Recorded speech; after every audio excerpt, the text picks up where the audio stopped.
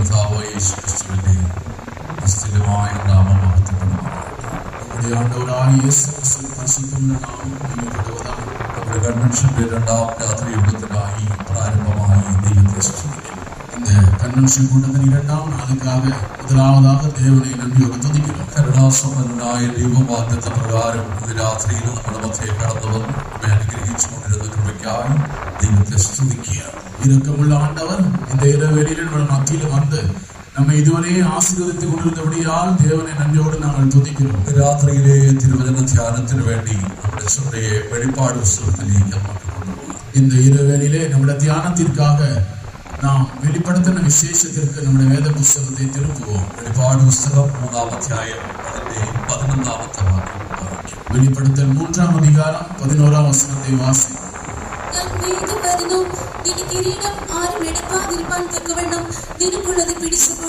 ഞാൻ വേഗം വരുന്നു, നിന്റെ കിരീടം ആരും എടുക്കാതിരിപ്പാൻ നിനക്കുള്ളതിനെ പിടിച്ചുകൊള്ളുക. ഇതോ சீக்கிரமாய் வருகிறேன், ஒருவனும் உன் கிரீடத்தை எடுத்துக்கொள்ளாதபடிக்கு ഉണക്കുള്ളതേ പറ്റിക്കൊണ്ടിരുന്നു. അത് വായിക്കുമ്പോൾ ഫിലഡൽഫിയ സഭയ്ക്ക് എഴുതുന്നതായ ദൈവത്തിന്റെ ആലോചനയായിട്ട് നമുക്കത് മനസ്സിലാക്കുവാൻ സാധിക്കും. இந்த വേദവചനം ഫിലഡൽഫിയ സഭയ്ക്ക് എഴുതപ്പെടുന്നതാണ് ഒരു കാര്യമായിരിക്കുന്നത്. പുരാതന തുർക്കിയിൽ ഉണ്ടായിരുന്ന ഒരു പട്ടണമായിരുന്നു ഫിലഡൽഫിയ എന്ന് പറയുന്നത്. இந்த ഫിലഡൽഫിയ ദേശം തുർക്കി ദേശത്തിൽ ഉണ്ടായിരുന്ന ഒരു പട്ടണമായിരിക്കുന്നത്. അത് ആ ഫിലഡൽഫിയ എന്ന വാക്കിന്റെ അർത്ഥം സഹോദര സ്നേഹം എന്നുള്ളതാണ്. ഫിലഡൽഫിയ എന്ന വാർത്തയിൽ പൊരുൾ സഹോദര അന്മൈ എന്ന അർത്ഥം. പെർഗമോസ് എന്ന് പറയുന്ന രാജ്യത്തിന്റെ രാജാവായിരുന്ന യൂമനിസ് എന്ന് പറയുന്ന ചക്രവർത്തിയാണ് ഈ പട്ടണം പണിതത്. പെർഗമോസ് രാജ്യത്തിൽ ചക്രവർത്തിയായിരുന്ന യൂബ്രസ് എന്നതാണ് മനിതൻ இந்த പട്ടണത്തെ കട്ടിനാൻ. തന്റെ സഹോദരനായ അഡാലസ് ഫിഡൽഫാസിന്റെ പേരിന് സമാനമായിട്ടാണ് ഈ പട്ടണത്തിന് ഫിലഡൽഫിയ എന്ന പേരിട്ടത്. തന്റെ സഹോദരന്റെ നിனைவாக இந்த പട്ടണത്തിന് ഫിലഡൽഫിയ എന്ന പേരെ കൂടെ വച്ചിരുന്നു. ഈ പട്ടണത്തിൽ ലിറ്റിൽ ഏതൻസ് എന്നാണ് അറിയപ്പെടുന്നത്. இந்த പട്ടണം സിറിയ ഏതേൻ എന്നാണ് അറിയപ്പെടുന്നത്. ധാരാളം ക്ഷേത്രങ്ങളും പ്രതിഷ്ഠകളും ഉത്സവങ്ങളും കൊണ്ട് നിറയപ്പെടുന്ന പട്ടണമായിരുന്നു ഈ പറയപ്പെട്ടതായ ഫിലഡൽഫിയ എന്ന് പറയുന്നത്. இந்த ഫിലഡൽഫിയ പട്ടണത്തിലെ ധാരാളமான വിഴാക്കളും ധാരാളமான പண்டிകകളും ധാരാളകരமான കോവിലുകളും ഉണ്ടായിരുന്നത്. ഇന്നും ആ പട്ടണം നിലനിൽക്കുന്നുണ്ട്. അൽ ഷഹർ എന്നാണ് ആ പട്ടണം അറിയപ്പെടുന്നത്. ഇன்றைக்கு இந்த பட்டணம் அல் ஷஹர் പേരിൽ ഇன்றைக்கும் നിലനിൽക്കുന്നത്. അവിടെ 1-ാം നൂറ്റാണ്ടിൽ തന്നെ ഒരു ദൈവസഭ ഉണ്ടായിരുന്നതായിട്ട് നമുക്ക് കാണുവാൻ സാധിക്കും. 1-ാം നൂറ്റാണ്ടിലെ ഒരു ദേവനുடைய സഭை അங்கே ഇരുന്നதாக നാം പഠിக்கலாம். ഏതാണ്ട് 1-ാം ലോക മഹായുദ്ധം വരെ ആ സഭ നിലനിന്നിരുന്നതായി ചരിത്രത്തിൽ കാണുവാൻ സാധിക്കും. 1-ാം മഹായുദ്ധം വരയ്ക്കും அந்த സഭയാണത് അங்கே നിലനിന്നിരുന്നത്. ആ സഭയോട് തിരസ്കരിക്കപ്പെട്ടവനായ കർത്താവ് വിശുദ്ധ യോഹന്നാനിലൂടെ അരുളി ചെയ്യുന്നതായ ഒരു വചനമാണ് നമ്മൾ വായിച്ചത്. இந்த സഭയോട് കൂടെ ഉയർത്തെഴുന്ന പരിശുദ്ധ കർത്താവായ യേശു ക്രിസ്തു അരുളി ചെയ്തതാണ് ചില കാര്യങ്ങളെ നാം വാസിക്ക കേട്ടോ. ഞാൻ വേഗം വരുന്നു എന്ന് കർത്താവ് അരുളി ചെയ്യും. நான் சீக்கிரமாய் வருகிறேன் என்று இயேசு திருவுளம் பற்றுகிறார். നിന്റെ കിരീടം ആരും എടുക്കാതിരിപ്പാൻ നിനക്കുള്ളത് പിടിച്ചുകൊള്ളുക. உன் കിരീടത്തെ யாரும் എടുക്കാதபடிக்கு ഉണക്കുള്ളதை പറ്റിക്കൊണ്ടിരു. അവിടെ കിരീടം എന്ന് ഏകവചനത്തിലാണ് പരാമർശിച്ചിരിക്കുന്നതെങ്കിലും അங்கே കിരീടം என்று ഒരേ പദത്തിൽ சொல்லப்பட்டிருந்தாலும் கூட അതിന്റെ യഥാർത്ഥ ഭാഷാന്തരത്തിൽ കിരീടങ്ങൾ എന്ന അർത്ഥത്തിലാണ് ആ വാക്ക് പ്രയോഗിച്ചിരിക്കുന്നത്. അത് ഉണ്മயான വിലക്കത്തിൽ കിരീടങ്ങൾ എന്നതാണ് അർത്ഥം കൊടുക്കപ്പെട്ടിരുന്നത്. അനവധി കിരീടങ്ങളെ കുറിച്ചാണ് ഇവിടെ സൂചിപ്പിക്കുന്നത് എന്ന് മനസ്സിലാക്കുവാൻ സാധിക്കും. അനേക കിരീടങ്ങളെ കുറിച്ചതാണ് இந்த വചനം വെളിപ്പെടുത്തുന്നത്. നിന്റെ കിരീടങ്ങൾ ആരും എടുക്കാതിരിപ്പാൻ നിനക്കുള്ളത് പിടിച്ചുകൊള്ളുക.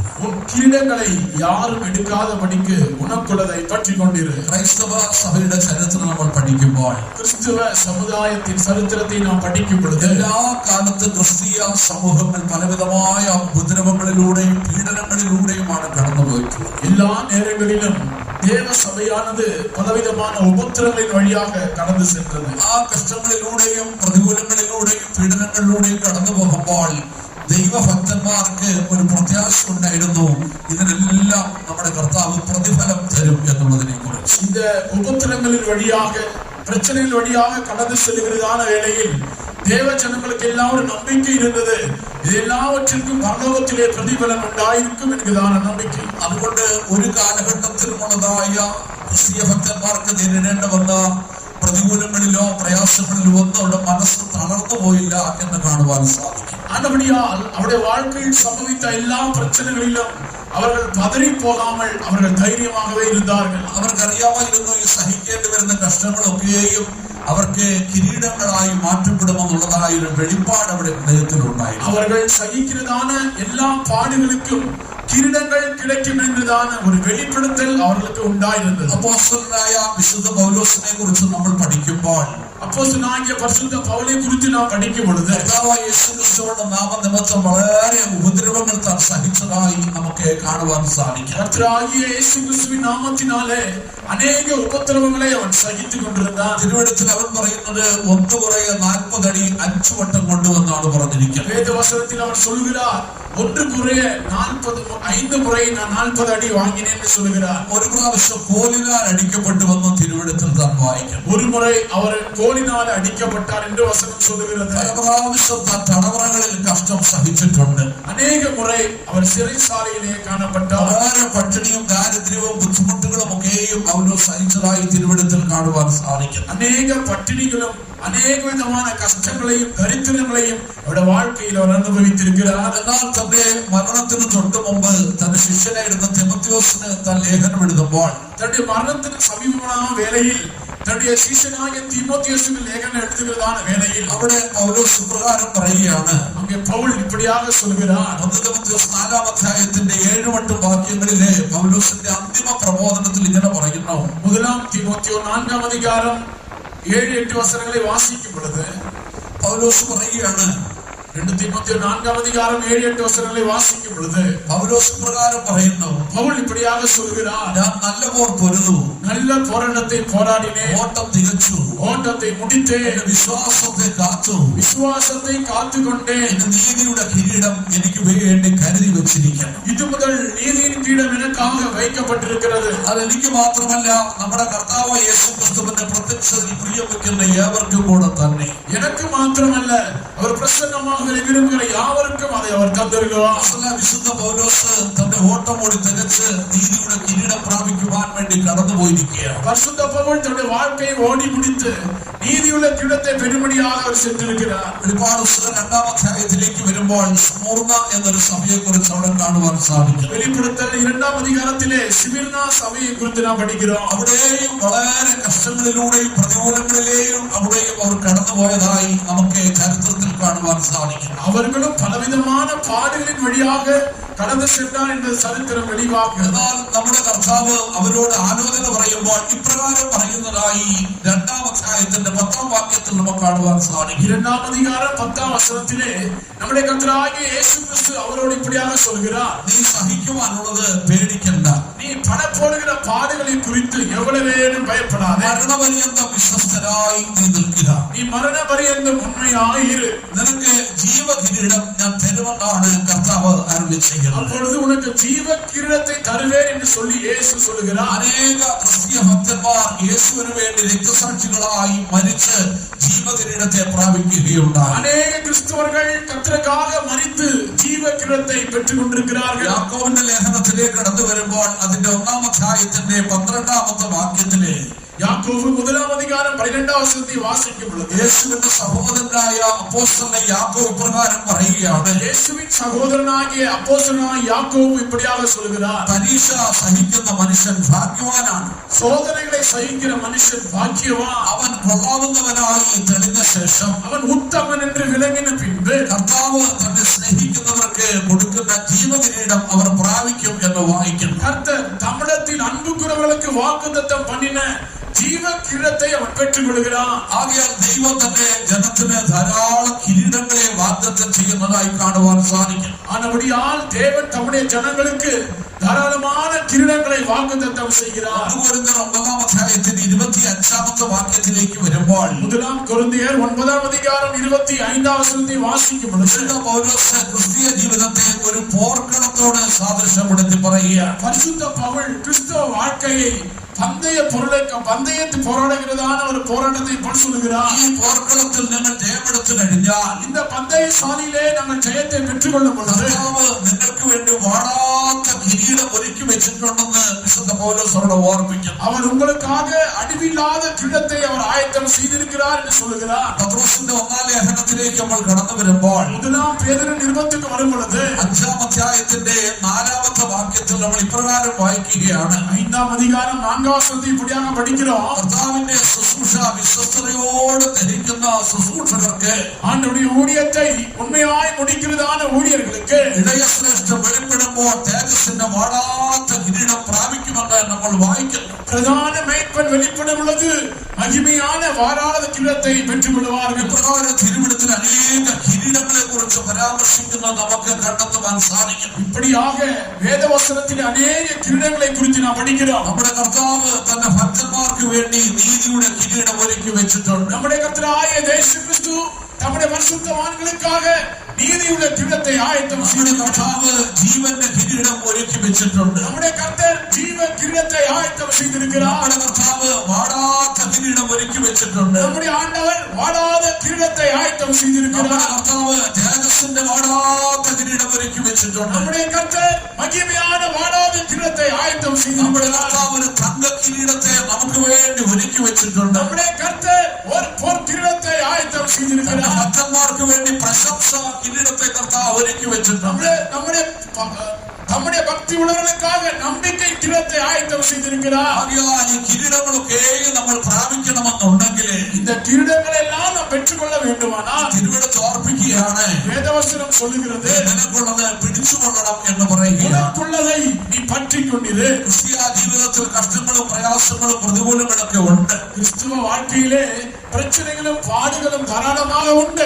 ഈ ശരീരത്തിൽ നമ്മൾ ജീവിച്ചിരിക്കുമ്പോൾ இந்த சரீரத்திலே நாம் வாழ்ந்து கொண்டிருக்கிறதான வேலை ചെയ്യുന്ന പ്രവൃത്തികൾക്ക് അനുസരിച്ചാണ് നമുക്ക് മരണാനന്തരം നമുക്ക് പ്രതിഫലം പ്രാപിക്കുവാൻ സാധിക്കും. நாம் செய்கிறதான கிரியைகளுக்கு ஏற்ப நம்முடைய மரணத்துக்கு பிற்பாடு பிரதிபலன் உண்டாகிறது. കഷ്ടങ്ങൾ സഹിക്കുന്നവർക്ക് പ്രതിഫലമുണ്ട്. கஷ்டம் சகிக்கிறவர்களுக்கு பிரதிபலன் உண்டு. നിന്ദകളും അപമാനങ്ങളും സഹിക്കുന്നവർക്ക് പ്രതിഫലമുണ്ട്. நிந்தைகளையும் அவமானங்களையும் சகிக்கிறவர்களுக்கு பிரதிபலன் உண்டு. ഉപദ്രവങ്ങൾ സഹിക്കുന്നവർക്ക് പ്രതിഫലമുണ്ട്. உபദ്ரவத்தை சகிக்கிறவர்களுக்கு பிரதிபலன் உண்டு. കർത്താവിന് വേണ്ടി കഷ്ടം സഹിക്കുകയും അവനെ ശുശ്രൂഷിക്കുകയും ചെയ്യുന്നവർക്ക് പ്രതിഫലങ്ങൾ ഉണ്ടെന്ന് വായിക്കുന്നു. கர்த்தருக்காக பாடுகளை சகித்து ஊழியம் செய்கிறவர்களுக்கு பிரதிபலன் உண்டு. മനുഷ്യൻ ചെയ്യുന്ന ഏത് സൽപ്രവർത്തികൾക്ക് കർത്താവ് പ്രതിഫലം തിരുവിടത്തിൽ കാണുവാൻ സാധിക്കും. மனிதன் செய்கிற எல்லா புண்ணிய காரியங்களுக்கும் பிரதிபலன் உண்டு. ഇവിടെ ഫിലദൽഫിയ സഭയോട് പറയുകയാണ് ചെയ്യുന്നത്, இங்கே பிலதெல்பியா சபையோடு சொல்கிறார், നിന്റെ കിരീടങ്ങൾ ആരും എടുക്കാതെ ഇരിക്കുവാൻ, உன் கிரீடத்தை யாரும் எடுக்காதிருக்கும்படிக்கு നിനക്കുള്ളതിനെ മുറുകെ പിടിച്ചുകൊള്ളുവാൻ ഓർപ്പിക്കുകയാണ്. உனக்குள்ளதை நீ பற்றிக் கொண்டிரு என்று சொல்கிறார். ആകയാൽ എന്നെ കേൾക്കുന്ന പ്രിയപ്പെട്ട സഹോദരി സഹോദരന്മാരെ, அதனுடையால் எங்களை கேட்கிற அருமையான சகோதர சகோதரிகளே, ക്രിസ്തീയ ജീവിതത്തിൽ നമുക്ക് നേരിടേണ്ടി വരുന്ന എല്ലാ പ്രതികൂലങ്ങൾക്കും അപ്പുറത്ത് സ്വർഗത്തിൽ മഹത്തായ കിരീടങ്ങൾ നമുക്ക് വേണ്ടി ഒരുക്കപ്പെട്ടിരിക്കുന്നു. கிறிஸ்துவ வாழ்க்கையிலே நாம் அனுபவிக்கிற எல்லா பாடுகளுக்கும் பிற்பாடு உன்னதங்களிலே மகிமையான கிரீடங்கள் ஆயத்தமாயிருக்கிறது. അവരാണിന്റെ കാലത്ത് ഫ്രാൻസിൽ നടന്ന ഒരു സംഭവത്തെ കുറിച്ച് ഞാൻ കേട്ടിട്ടുണ്ട്.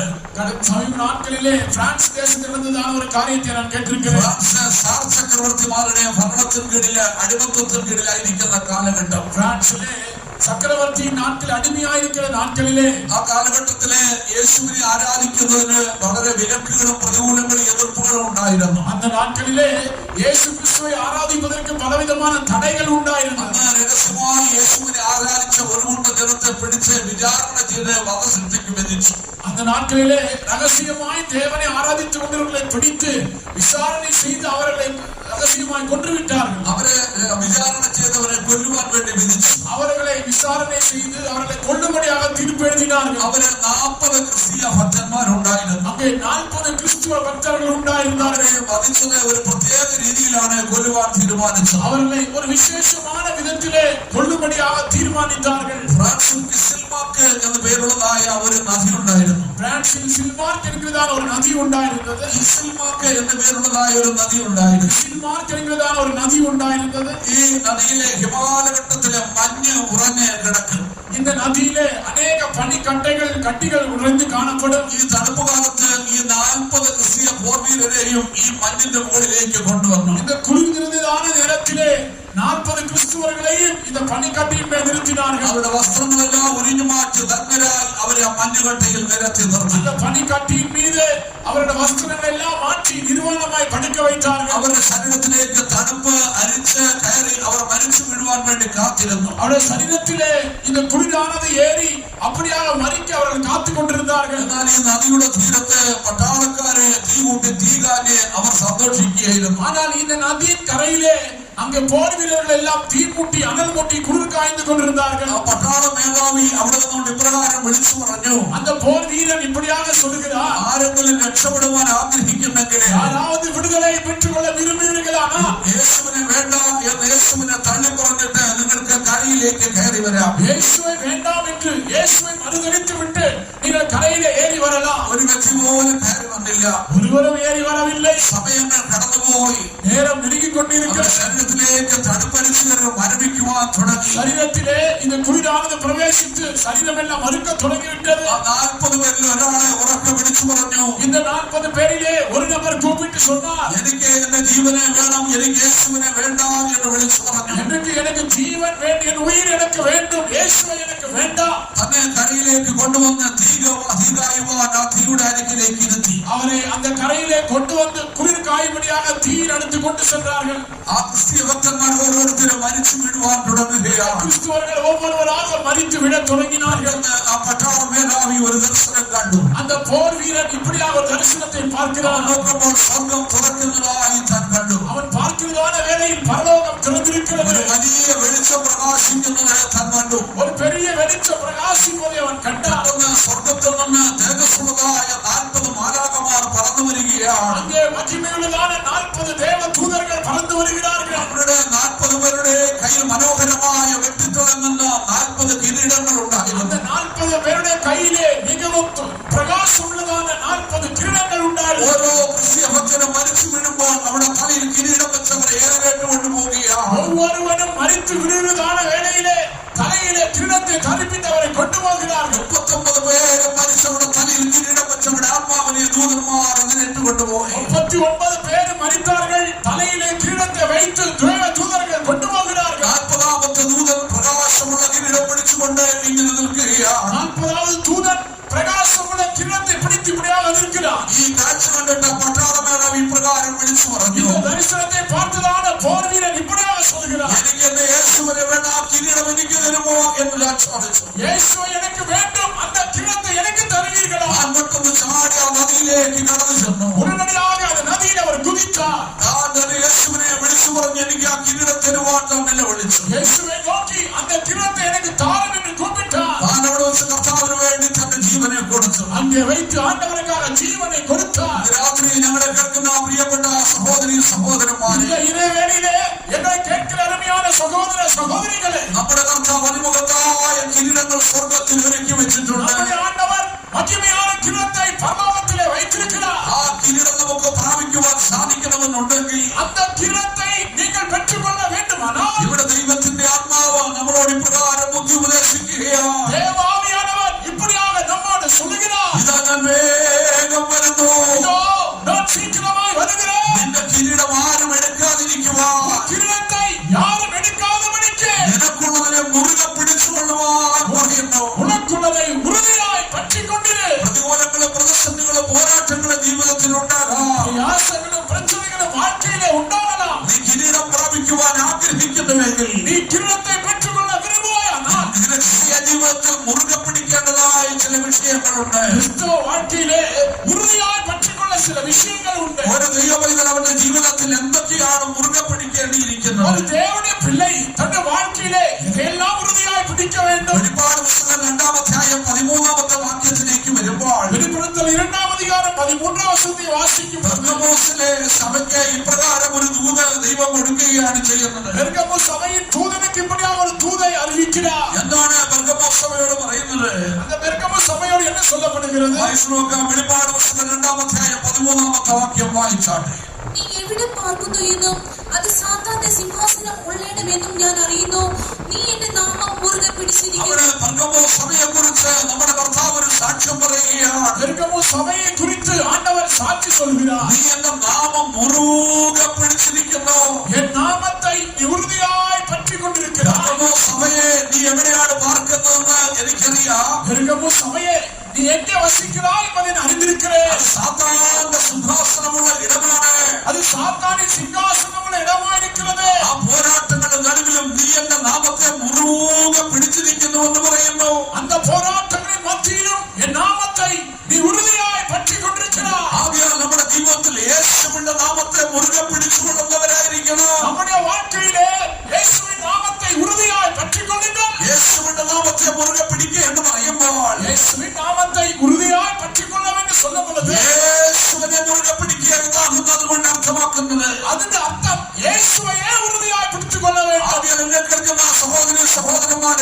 கேட்கிற சகோதர சகோதரிகளே, നിന്റെ കിരീടങ്ങൾ നഷ്ടപ്പെട്ടു പോകാതിരിക്കുവാൻ, உன்னுடைய கிரீடங்கள் நீ இழந்து போகாதபடிக்கு, ജീവിതത്തിന്റെ ഏത് സാഹചര്യത്തിലോ வாழ்க்கையின் எந்த சந்தர்ப்பத்திலோ യേശുവിന്റെ നാമത്തെ മുറുകെ പിടിക്കുന്നവരായി കാണപ്പെടുവീൻ. இயேசுவின் நாமத்தை உறுதியாய் பற்றிக் கொள்ளுங்கள். എന്താണ് യേശുവിന്റെ നാമത്തിന്റെ സവിശേഷത എന്ന് പറയുന്നത്? இந்த இயேசுவின் நாமத்தின் விசேஷம் தான் என்ன?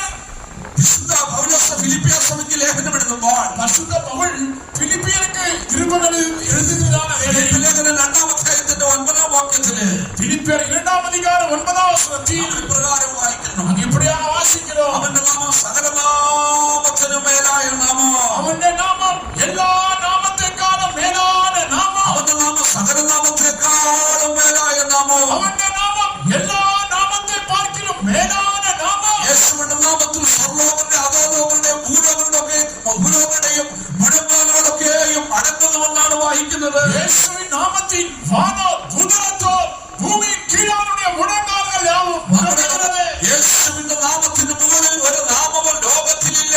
യേശുവിൻ നാമത്തിற்கு മുൻപാக ഒരു നാമமும் இல்லை. യേശു എന്ന പേരിന്റെ അർത്ഥം രക്ഷകൻ എന്നാകുന്നു. യേശു என்றால் രക്ഷകർ என்று അർത്ഥമായിരിക്കുന്നത്. സാധാരണ പേരായിട്ടല്ല നമുക്ക് കാണുവാൻ സാധിക്കുന്നത്. അതൊരു സാധാരണ പേരായി നാം പഠിക്ക முடியாது. ആ പേരിന്റെ പിന്നിൽ ശക്തി വ്യാപരിക്കുന്നതായി കാണുവാൻ സാധിക്കുന്നു. அந்த பேருக்கு முன்பாக ஒரு வல்லமை கிரியை செய்கிறது. യേശു എന്ന പേരിൽ ഒരു അധികാരമുള്ളതായി നമുക്ക് മനസ്സിലാക്കുവാൻ സാധിക്കുന്നു. യേശു എന്ന പേരിലെ ഒരു അധികാരം ഉണ്ടായിരിക്കുന്നത്. യേശു എന്ന ആ നാമത്തിൽ രോഗികൾ സൗഖ്യം പ്രാപിക്കുന്നതായി നമുക്ക് കാണുവാൻ സാധിക്കും. യേശുവിൻ നാമത്തിലെ വ്യാധികൾ സുഖമാക്കപ്പെടുகிறார்கள். യേശുവിന്റെ പേര് പറയുമ്പോൾ ഭൂതങ്ങൾ ഓടിപ്പോകുന്നതായി കാണുവാൻ സാധിക്കും. യേശുവിൻ നാമത്തിലെ പിശാചുകൾ ഓടിപ്പോകുന്നത്. നമ്മൾ അപ്പോസ്തല പ്രവൃത്തികളുടെ പുസ്തകത്തിലേക്ക് കടന്നു വരുമ്പോൾ അപ്പോസ്തല തിരുവചനത്തിലെ വാസിക്കും പൊழுது അതിന്റെ 3-ാമത്തെ അധ്യായത്തിൽ ഒരു സംഭവം നമുക്ക് കാണുവാൻ സാധിക്കും. അപ്പോസ്തല നടപടികൾ 3-ാം അധികാരത്തിൽ ഒരു സംഭവത്തെ പഠിக்கிறோம். യേശുവിന്റെ ശിഷ്യന്മാരായ പത്രോസും യോഹന്നാനും യേശുവിൻ ശിഷ്യരായ പേതുരും യോഹന്നാനും 9 മണി നേരത്തെ പ്രാർത്ഥിക്കുവാൻ ദേവാലയത്തിലേക്ക് കടന്നുപോയി. 9 മണി നേരത്തിലെ ജപിക്കുമ്പടി ദേവാലയത്തിലേക്ക് പോனார்கள். അവർ അവിടെ ചെല്ലുമ്പോൾ ഇങ്ങനെ പോകും പൊழுது ജനിച്ചിട്ട് ഇന്നുവരെയും നടന്നിട്ടില്ലാത്ത മുടുക്കനായ ഒരു മനുഷ്യൻ, தாயின் வயிற்றிலே இருந்து பிறந்ததான சப்பானியான ஒரு மனிதன், അവനെ ഭിക്ഷയാചിക്കുവാൻ വേണ്ടി ആരൊക്കെയോ ചേർന്ന് എടുത്ത് ആ ഗോപുരവാതിക്കൽ കൊണ്ടുവന്നിരുത്തി. அந்த அலங்கார வாசலிலே பிச்சை எடுக்கும்படி யாரோ சுமந்து கொண்டாங்க வைத்து விடுகிறார்கள். യോഹന്നാൻ അങ്ങോട്ട് നടന്നു ചെല്ലുമ്പോൾ பேதுரும் யோவானும் அங்கே போகிறதான வேளையில் ഈ മുടന്തനായ മനുഷ്യൻ അവരോട് ഭിക്ഷയാചിച്ചു. இந்த சப்பானியான மனிதன் அவனோட பிச்சை கேட்கிறார். പത്രോസ് ആ മനുഷ്യനോട് പ്രകാരം പറയുകയാണ്, பேதுரு அவனோடு இப்படியாக சொல்கிறார், പൊന്നും വെള്ളിയും ഒന്നും തരുവാൻ ഞങ്ങളുടെ പക്കൽ ഒന്നുമില്ല. வெள்ளியும் பொன்னும் என்னிடத்தில் இல்லை. ഞങ്ങൾ ലോകത്തിൽ ദരിദ്രരായ മനുഷ്യരാണ്. நாங்கள் உலகத்திலே தரித்திரராய் இருக்கிறோம். പൊന്നും വെള്ളിയും ഞങ്ങളുടെ പക്കലില്ല. வெள்ளியும் பொன்னும் எங்களிடத்தில் இல்லை. ഞങ്ങളുടെ പക്കൽ ഉള്ളത് ഞാൻ നിനക്ക് തരാം. என்னிடத்தில் உள்ளதை நான் உனக்கு கொடுக்கிறேன். ഇത് പറഞ്ഞിട്ട് പത്രോസ് പ്രകാരം പറഞ്ഞു, இதை சொல்லிவிட்டு பேதுரு இப்படியாக சொன்னார், യേശുവിന്റെ നാമത്തിൽ നീ എഴുന്നേറ്റ് നടക്കാം. நசரேயனாகிய இயேசுவின் നാമത്തിനാലെ എഴുന്നേറ്റ് നട. പത്രോസ് ഈ വാക്ക് പറഞ്ഞപ്പോൾ തന്നെ മനുഷ്യൻ ചാടി എഴുന്നേൽക്കുവാൻ തുടങ്ങി. பேதுரு இதை சொன்ன உடனே அவன் குதித்து எழும்பினான். ജനിച്ച നാൾ മുതൽ ഇന്നുവരെയും നടന്നിട്ടില്ലാത്ത മനുഷ്യൻ பிறந்த நாள் முதல் இதுவரை நடக்காத ஒரு மனிதன் യേശുവിന്റെ നാമത്തിൽ എഴുന്നേറ്റ് നടക്ക എന്ന് പറഞ്ഞപ്പോൾ இயேசுவின் நாமத்திலே எழுந்து நட என்று சொல்லும் பொழுது അവൻ സൗഖ്യം പ്രാപിച്ച് എഴുന്നേറ്റ് നടക്കുവാനിടയായി തീർന്നു. சுகத்தை பெற்று எழுப்பி நடக்கிறானான். ഒരിക്കൽ കർത്താവായ യേശു ക്രിസ്തു ஒரு മുறை കർത്താവായ യേശു ക്രിസ്തു 70 ശിഷ്യന്മാരെ സുവിശേഷ പ്രവർത്തനത്തിന് വേണ്ടി അയച്ചു. 70 ശിഷ്യர்களை സുവിശേഷ ஊழியத்திற்காக അവർക്ക് എല്ലാ അധികാരവും കൊടുത്താണ് അവർ അയച്ചത്. எல்லா വല്ലമയും കൊടുത്ത് അനുഗ്രഹിക്കുകയാണ്. അവർ പകൽ മുഴുവൻ ദൈവരാജ്യം സുവിശേഷിച്ചു. അവർ അനേകങ്ങളിലെ ദേവരാജ്യത്തെ சொன்னார்கள். വൈകുന്നേരം അവർ യേശുവിന്റെ അടുക്കൽ തിരിച്ചു വന്നിട്ട് പറയുകയാണ്, സായങ്കാല വേളയിലെ യേശുവിന് തിരിഞ്ഞു വന്ന് சொல்லுகிறார், യേശുവേ നിന്റെ നാമത്തിൽ ഭൂതങ്ങളെ കീഴടങ്ങുന്നു. യേശുവേ ഉമ്മുടെ നാമത്തിലെ പിശാചുകൾ എല്ലാം കീഴടങ്ങിയിരിക്കുന്നു. നിന്റെ പേര് പറഞ്ഞപ്പോൾ പിശാചുക്കൾ ഞങ്ങൾക്ക് കീഴടങ്ങുന്നു. ഉമ്മുടെ പേരെ சொன்னவனே പിശാചുകൾ എല്ലാം കീഴ്പ്പെടുகிறது. അത് യേശുവിന്റെ നാമം സകലനാമങ്ങൾക്കും മേലായ നാമം. യേശുവിൻ നാമം എല്ലാ നാമത്തെ പാർക്കിലും മേലായ നാമം. അത് ശക്തിയുള്ള നാമമാണ്. അത് വല്ലമയുള്ള നാമം. അത് അധികാരമുള്ള നാമമാണ്. അത് അധികാരമുള്ള അത് നാമം. രോഗശാന്തിയുള്ള നാമമാണ്. സുഖം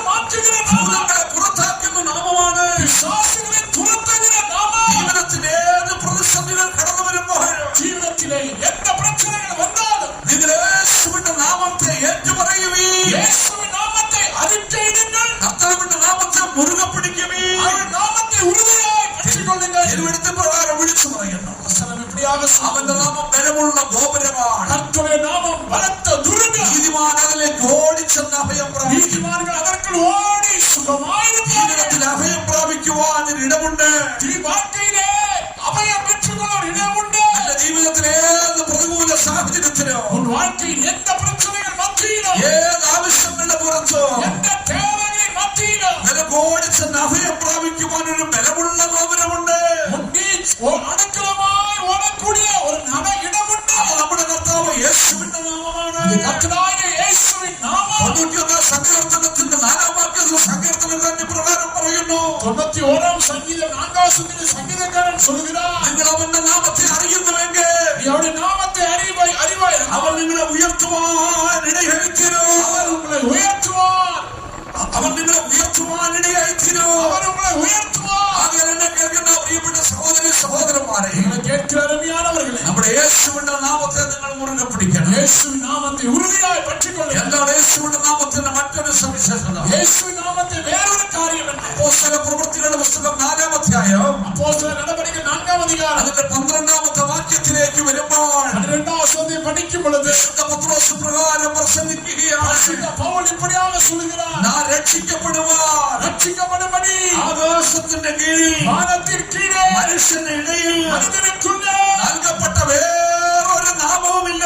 അവരുടെ നാമമല്ലാமல் വേറൊരു നാമമില്ല. മനുഷ്യന്റെ രക്ഷയ്ക്കുള്ള ഒരേ ഒരു നാമം, മനുഷ്യൻ രക്ഷിക്കപ്പെടുம்படி ഒരേ ഒരു നാമം, അത് യേശുവിന്റെ നാമമാണ്.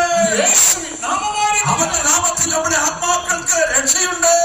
നാമത്തിനാലെ ആത്മാക്കൾക്ക് വിടുതലയുണ്ട്. യേശുവിന്റെ നാമത്തിൽ ആശ്രയിക്കുന്നവർക്ക് സ്വർഗരാജ്യത്തിൽ പോകുവാൻ സാധിക്കും. യേശുവിൻ നാമത്തിൽ നമ്പുന്നവർക്ക് പരലോകത്തിൽ പോകാൻ കഴിയും. ആ നാമത്തെ മുറുകെ പിടിക്കുന്നവർക്ക് നിത്യജീവനെ പ്രാപിക്കുവാൻ സാധിക്കും. அந்த നാമത്തെ ഉறுதிയായി പറ്റിക്കൊള്ളുവാനാൽ നിത്യജീവനെ പറ്റിക്കൊള്ളുവാൻ അവർക്ക് ശിക്ഷാവധിയിൽ നിന്ന് വിടുതൽ പ്രാപിക്കുവാൻ സാധിക്കും. അവർ ആത്മീയ തീർപ്പിനെ വിടുതലെ പറ്റിക്കൊള്ളുന്നതിനാൽ അവർക്ക് നരകാഗ്നിയിൽ നിന്ന് രക്ഷപ്പെടുവാൻ സാധിക്കും. അവர்கள் നരകത്തിൽ നിന്ന് വിടുതലെ പെറുகிறார்கள். ആകയാൽ എന്നെ കേൾക്കുന്ന സഹോദരി സഹോദരന്മാരെ, എന്നെ കേൾക്കുന്ന സഹോദര സഹോദരികൾ, യേശുവിന്റെ നാമത്തെ മുറുകെ പിടിക്കുന്നവരായി കാണപ്പെടുവീ. യേശുവിൻ നാമത്തെ ഉறுதிയായി പറ്റിക്കൊള്ളുക. നിന്റെ കിരീടം ആരും എടുക്കാതിരിക്കുവാൻ കിരീടം യാരും എടുക്കാതെ പഠിക്ക്. നിങ്ങൾ യേശുവിന്റെ നാമത്തെ മുറുകെ പിടിക്കുവീ. നിങ്ങൾ യേശുവിൻ നാമത്തെ ഉறுதிയായി പറ്റിക്കൊള്ളുക. നിങ്ങൾ എന്താണ് പെർഗമോസ് സഭയോട് പറയുന്നത്?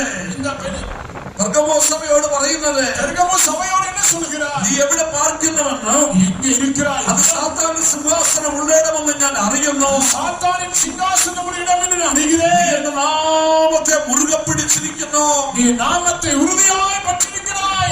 വിശുദ്ധ പൗലോസ് കൊലോസ് സഭയോട് പറയുന്നത് ഇതാണ്. പരിശുദ്ധ പൗൽ കൊലോസ് സഭയോട് இப்படியாக சொல்கிறார், ദൈവത്തിന്റെ സഭയെ, தேவனுடைய சபையே, സഭയൊരു ശരീരമാകുന്നുവെങ്കിൽ സഭ ഒരു ശരീരമായിരിക്കുന്നത്. അതിനൊരു തലയുണ്ട്. അതിനൊരു തലയുണ്ട്. ആ തല നമ്മുടെ കർത്താവ് യേശു ക്രിസ്തുവാണ്. அந்த തല നമ്മുടെ കർത്താവായ യേശു ക്രിസ്തു.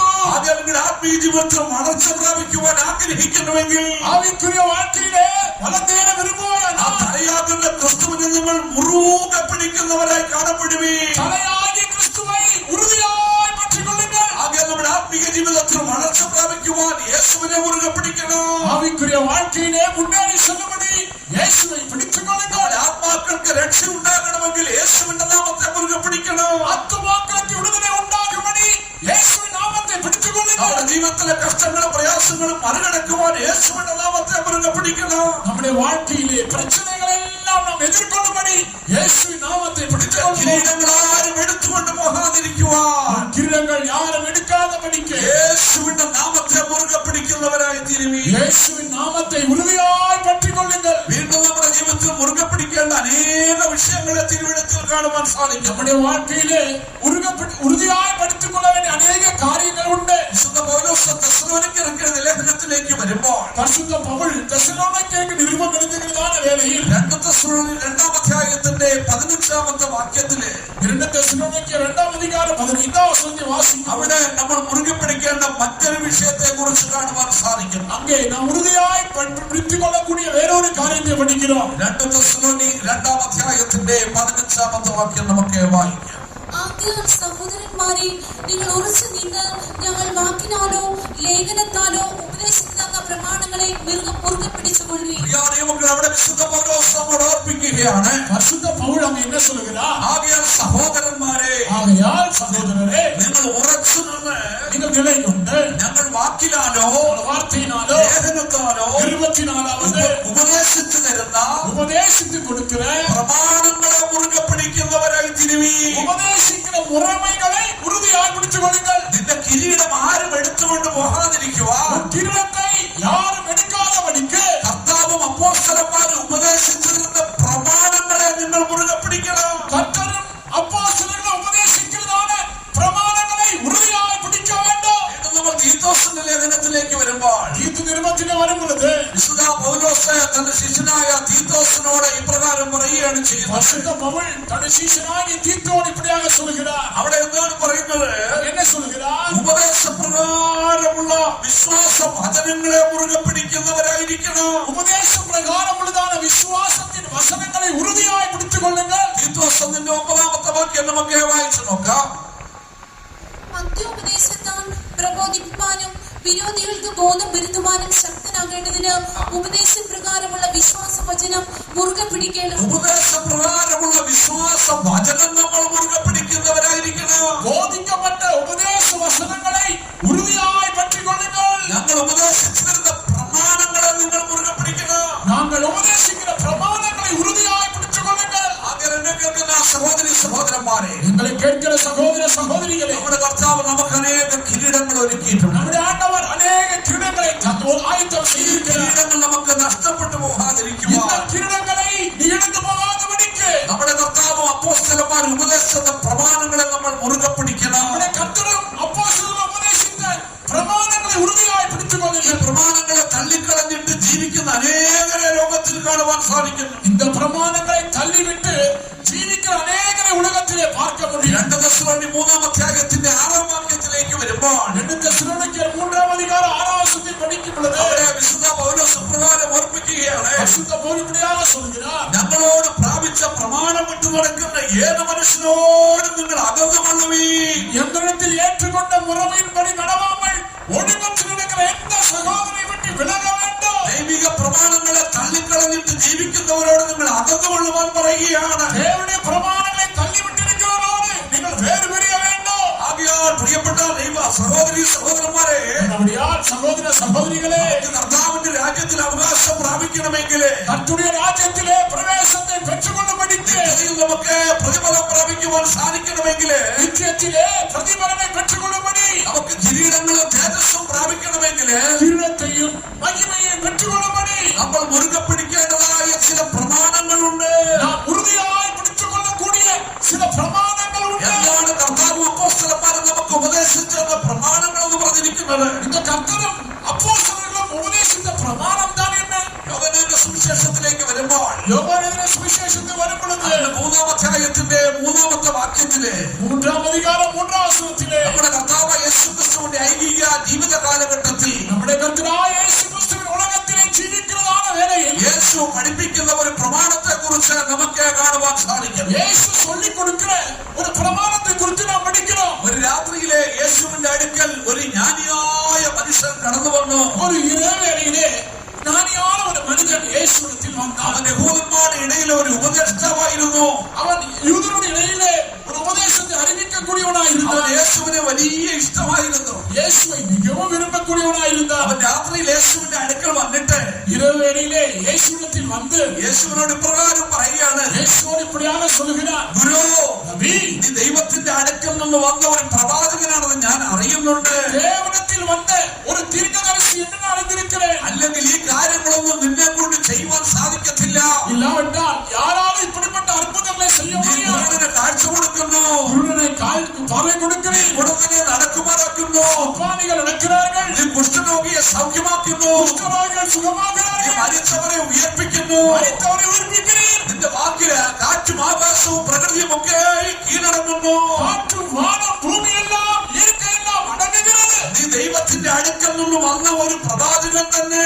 ഈ ദേവനത്തിൽ വന്ന ഒരു ദീർഘദർശിയായിരിக்கிறீர். ഇല്ലെങ്കിൽ ഇതൊന്നും നിനക്ക് ചെയ്യുവാൻ സാധിക്കത്തില്ല.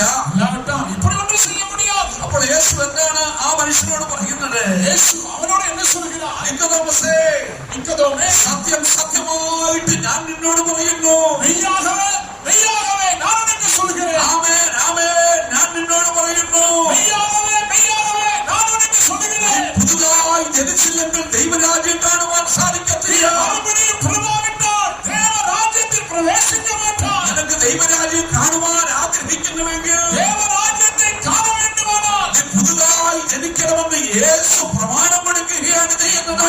പിറക്ക വേണ്ടുമെന്ന് യേശു പ്രമാണം കൊടുக்கிறார். ആദ്യം ഈ പ്രമാണത്തെ നിങ്ങൾ മുറുകെ പിടിക്കുന്നവരായിരിക്കണം. മറുപടിയാൽ இந்த പ്രമാണത്തെ ഉறுதிയായി പിടിക്ക வேண்டும். എന്താണ് നമ്മൾ മുറുകെ പിടിക്കേണ്ട പ്രമാണം? നാം ഉறுதிയായി പിടിക്ക വേണ്ടിയ പ്രമാണം പുതുതായി ജനിക്കണമെന്നുള്ളതാണ് ദൈവിക പ്രമാണം എന്ന് പറഞ്ഞിരിക്കുന്നത്. ദേവന്റെ പ്രമാണമോ ഈ മറുപടിയിൽ പിറക്ക வேண்டும். എന്താണ് പുതുതായി ജനിക്കുക എന്ന് പറയുമ്പോൾ അതുകൊണ്ട് അർത്ഥമാക്കുന്നത്? മറുപടി പിറക്ക വേണ്ടുമെന്ന് അർത്ഥമെന്ന് നമ്മൾ ദൈവോധനം അടിസ്ഥാനമാക്കി പഠിക്കുമ്പോൾ ദേവവചനത്തെ നാം പഠിക്കും പൊழுது രണ്ട് വിധത്തിലുള്ളതായ ജനനങ്ങളെ കുറിച്ച് കാണുവാൻ സാധിക്കും. இரண்டு விதத்திலே உள்ள பிறப்பை குறித்து நாம் படிக்கலாம். ഒന്ന് ജഡപ്രകാരമുള്ള ജനനം, முதலாவது எழுத்தின் பிரகாரமுள்ள ஒரு பிறப்பு. രണ്ട് ആത്മപ്രകാരമുള്ള ജനനം. இரண்டாவது ஆவியினால் பிறப்பது. ഒരു മനുഷ്യൻ ദൈവഭക്തനായി തീരണമെന്നുണ്ടെങ്കിൽ ஒரு மனிதன் தேவ பிள்ளையாய் மாற ഈ வேண்டுமானால் രണ്ട് വിധത്തിലുള്ള ജനനത്തിലൂടെ അവൻ കടന്നു പോകേണ്ടിയിരിക്കും. இரண்டு விதமான பிறப்பின் வழியாக அவன் கடந்து செல்ல வேண்டும். ഒന്ന് ജഡപ്രകാരം അവൻ ജനിക്കണം, முதலாவது எழுத்தின் பிரகாரம்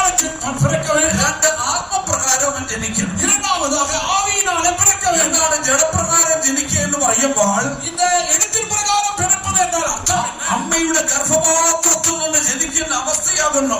தாயின் கர்ப்பத்திலிருந்து பிறக்கக்கூடிய ஒரு அனுபவம். ആകയാൽ നമ്മൾ അമ്മയുടെ ഗർഭപാത്രത്തിൽ നിന്ന് ഭൂമിയിൽ ജനിക്കുമ്പോൾ தாயின் கர்ப்பத்திலிருந்து பூமியிலே பிறக்கும் பொழுது നമ്മൾ ജഡപ്രകാരം ജനിക്കുകയാണ് ചെയ്യുന്നത്. எழுத்தின் பிரகாரமாக பிறக்கிறோம். ഒരു വ്യക്തി ജഡപ്രകാരം ഈ ഭൂമിയിലേക്ക് ജനിക്കുമ്പോൾ ஒரு நபர் எழுத்தின்படி இந்த பூமியிலே பிறக்கும் பொழுது അവൻ ആരായിട്ടാണ് ഭൂമിയിൽ ജനിക്കുന്നത് അറിയാമോ? அவன் யாராக சென்று பிறக்கிறான்? അവന്റെ പിതാവിന്റെ പാരമ്പര്യം എടുത്തു കഴിഞ്ഞാൽ அந்த பிதாவின் பாரம்பரியத்தை எடுத்தால் അവൻ യഹൂദനായിക്കൊള്ളട്ടെ, யூதனாയാலும் യവനനായിക്കൊള്ളട്ടെ, கிரேக்கனாയാலும் ആര്യനായിക്കൊള്ളട്ടെ, யாராയാலும் ദ്രാവിഡനായിക്കൊള്ളട്ടെ, எந்த மனிதனானாலும் നീഗ്രമായിക്കൊള്ളട്ടെ, அறியாத மனுஷனானாலும் സായിപ്പായിക്കൊള്ളട്ടെ, நாட்டுக்காரனானாலும் ലോകത്തിന്റെ ഏത് വൻകരയിലുള്ള മനുഷ്യനാണെങ്കിലും உலகத்திலே எந்த கண்டத்திலே பிறந்தவனானாலும் അവന്റെ പാരമ്പര്യം പുറകിലേക്ക് എടുത്തു കഴിഞ്ഞാൽ பாரம்பரியத்தை எடுக்கும் பொழுது അത് ചെന്ന് നിൽക്കുന്നത് ആദാമിലായിരിക്കും. அது சென்று சேருகிறது ஆதாமிலாയിരിக்கும். മനുഷ്യവർഗത്തിന്റെ പൂർവ്വ പിതാവെന്ന് പറയുന്നത് ആദാമിനാണ്. மனுகுலத்தின் பூர்வ பிதா ஆதாமாயிருக்கிறார். ആദാമിന്റെ സന്തതികളാണ് ഭൂമിയിൽ ജനിച്ചു വീഴുന്ന ഓരോ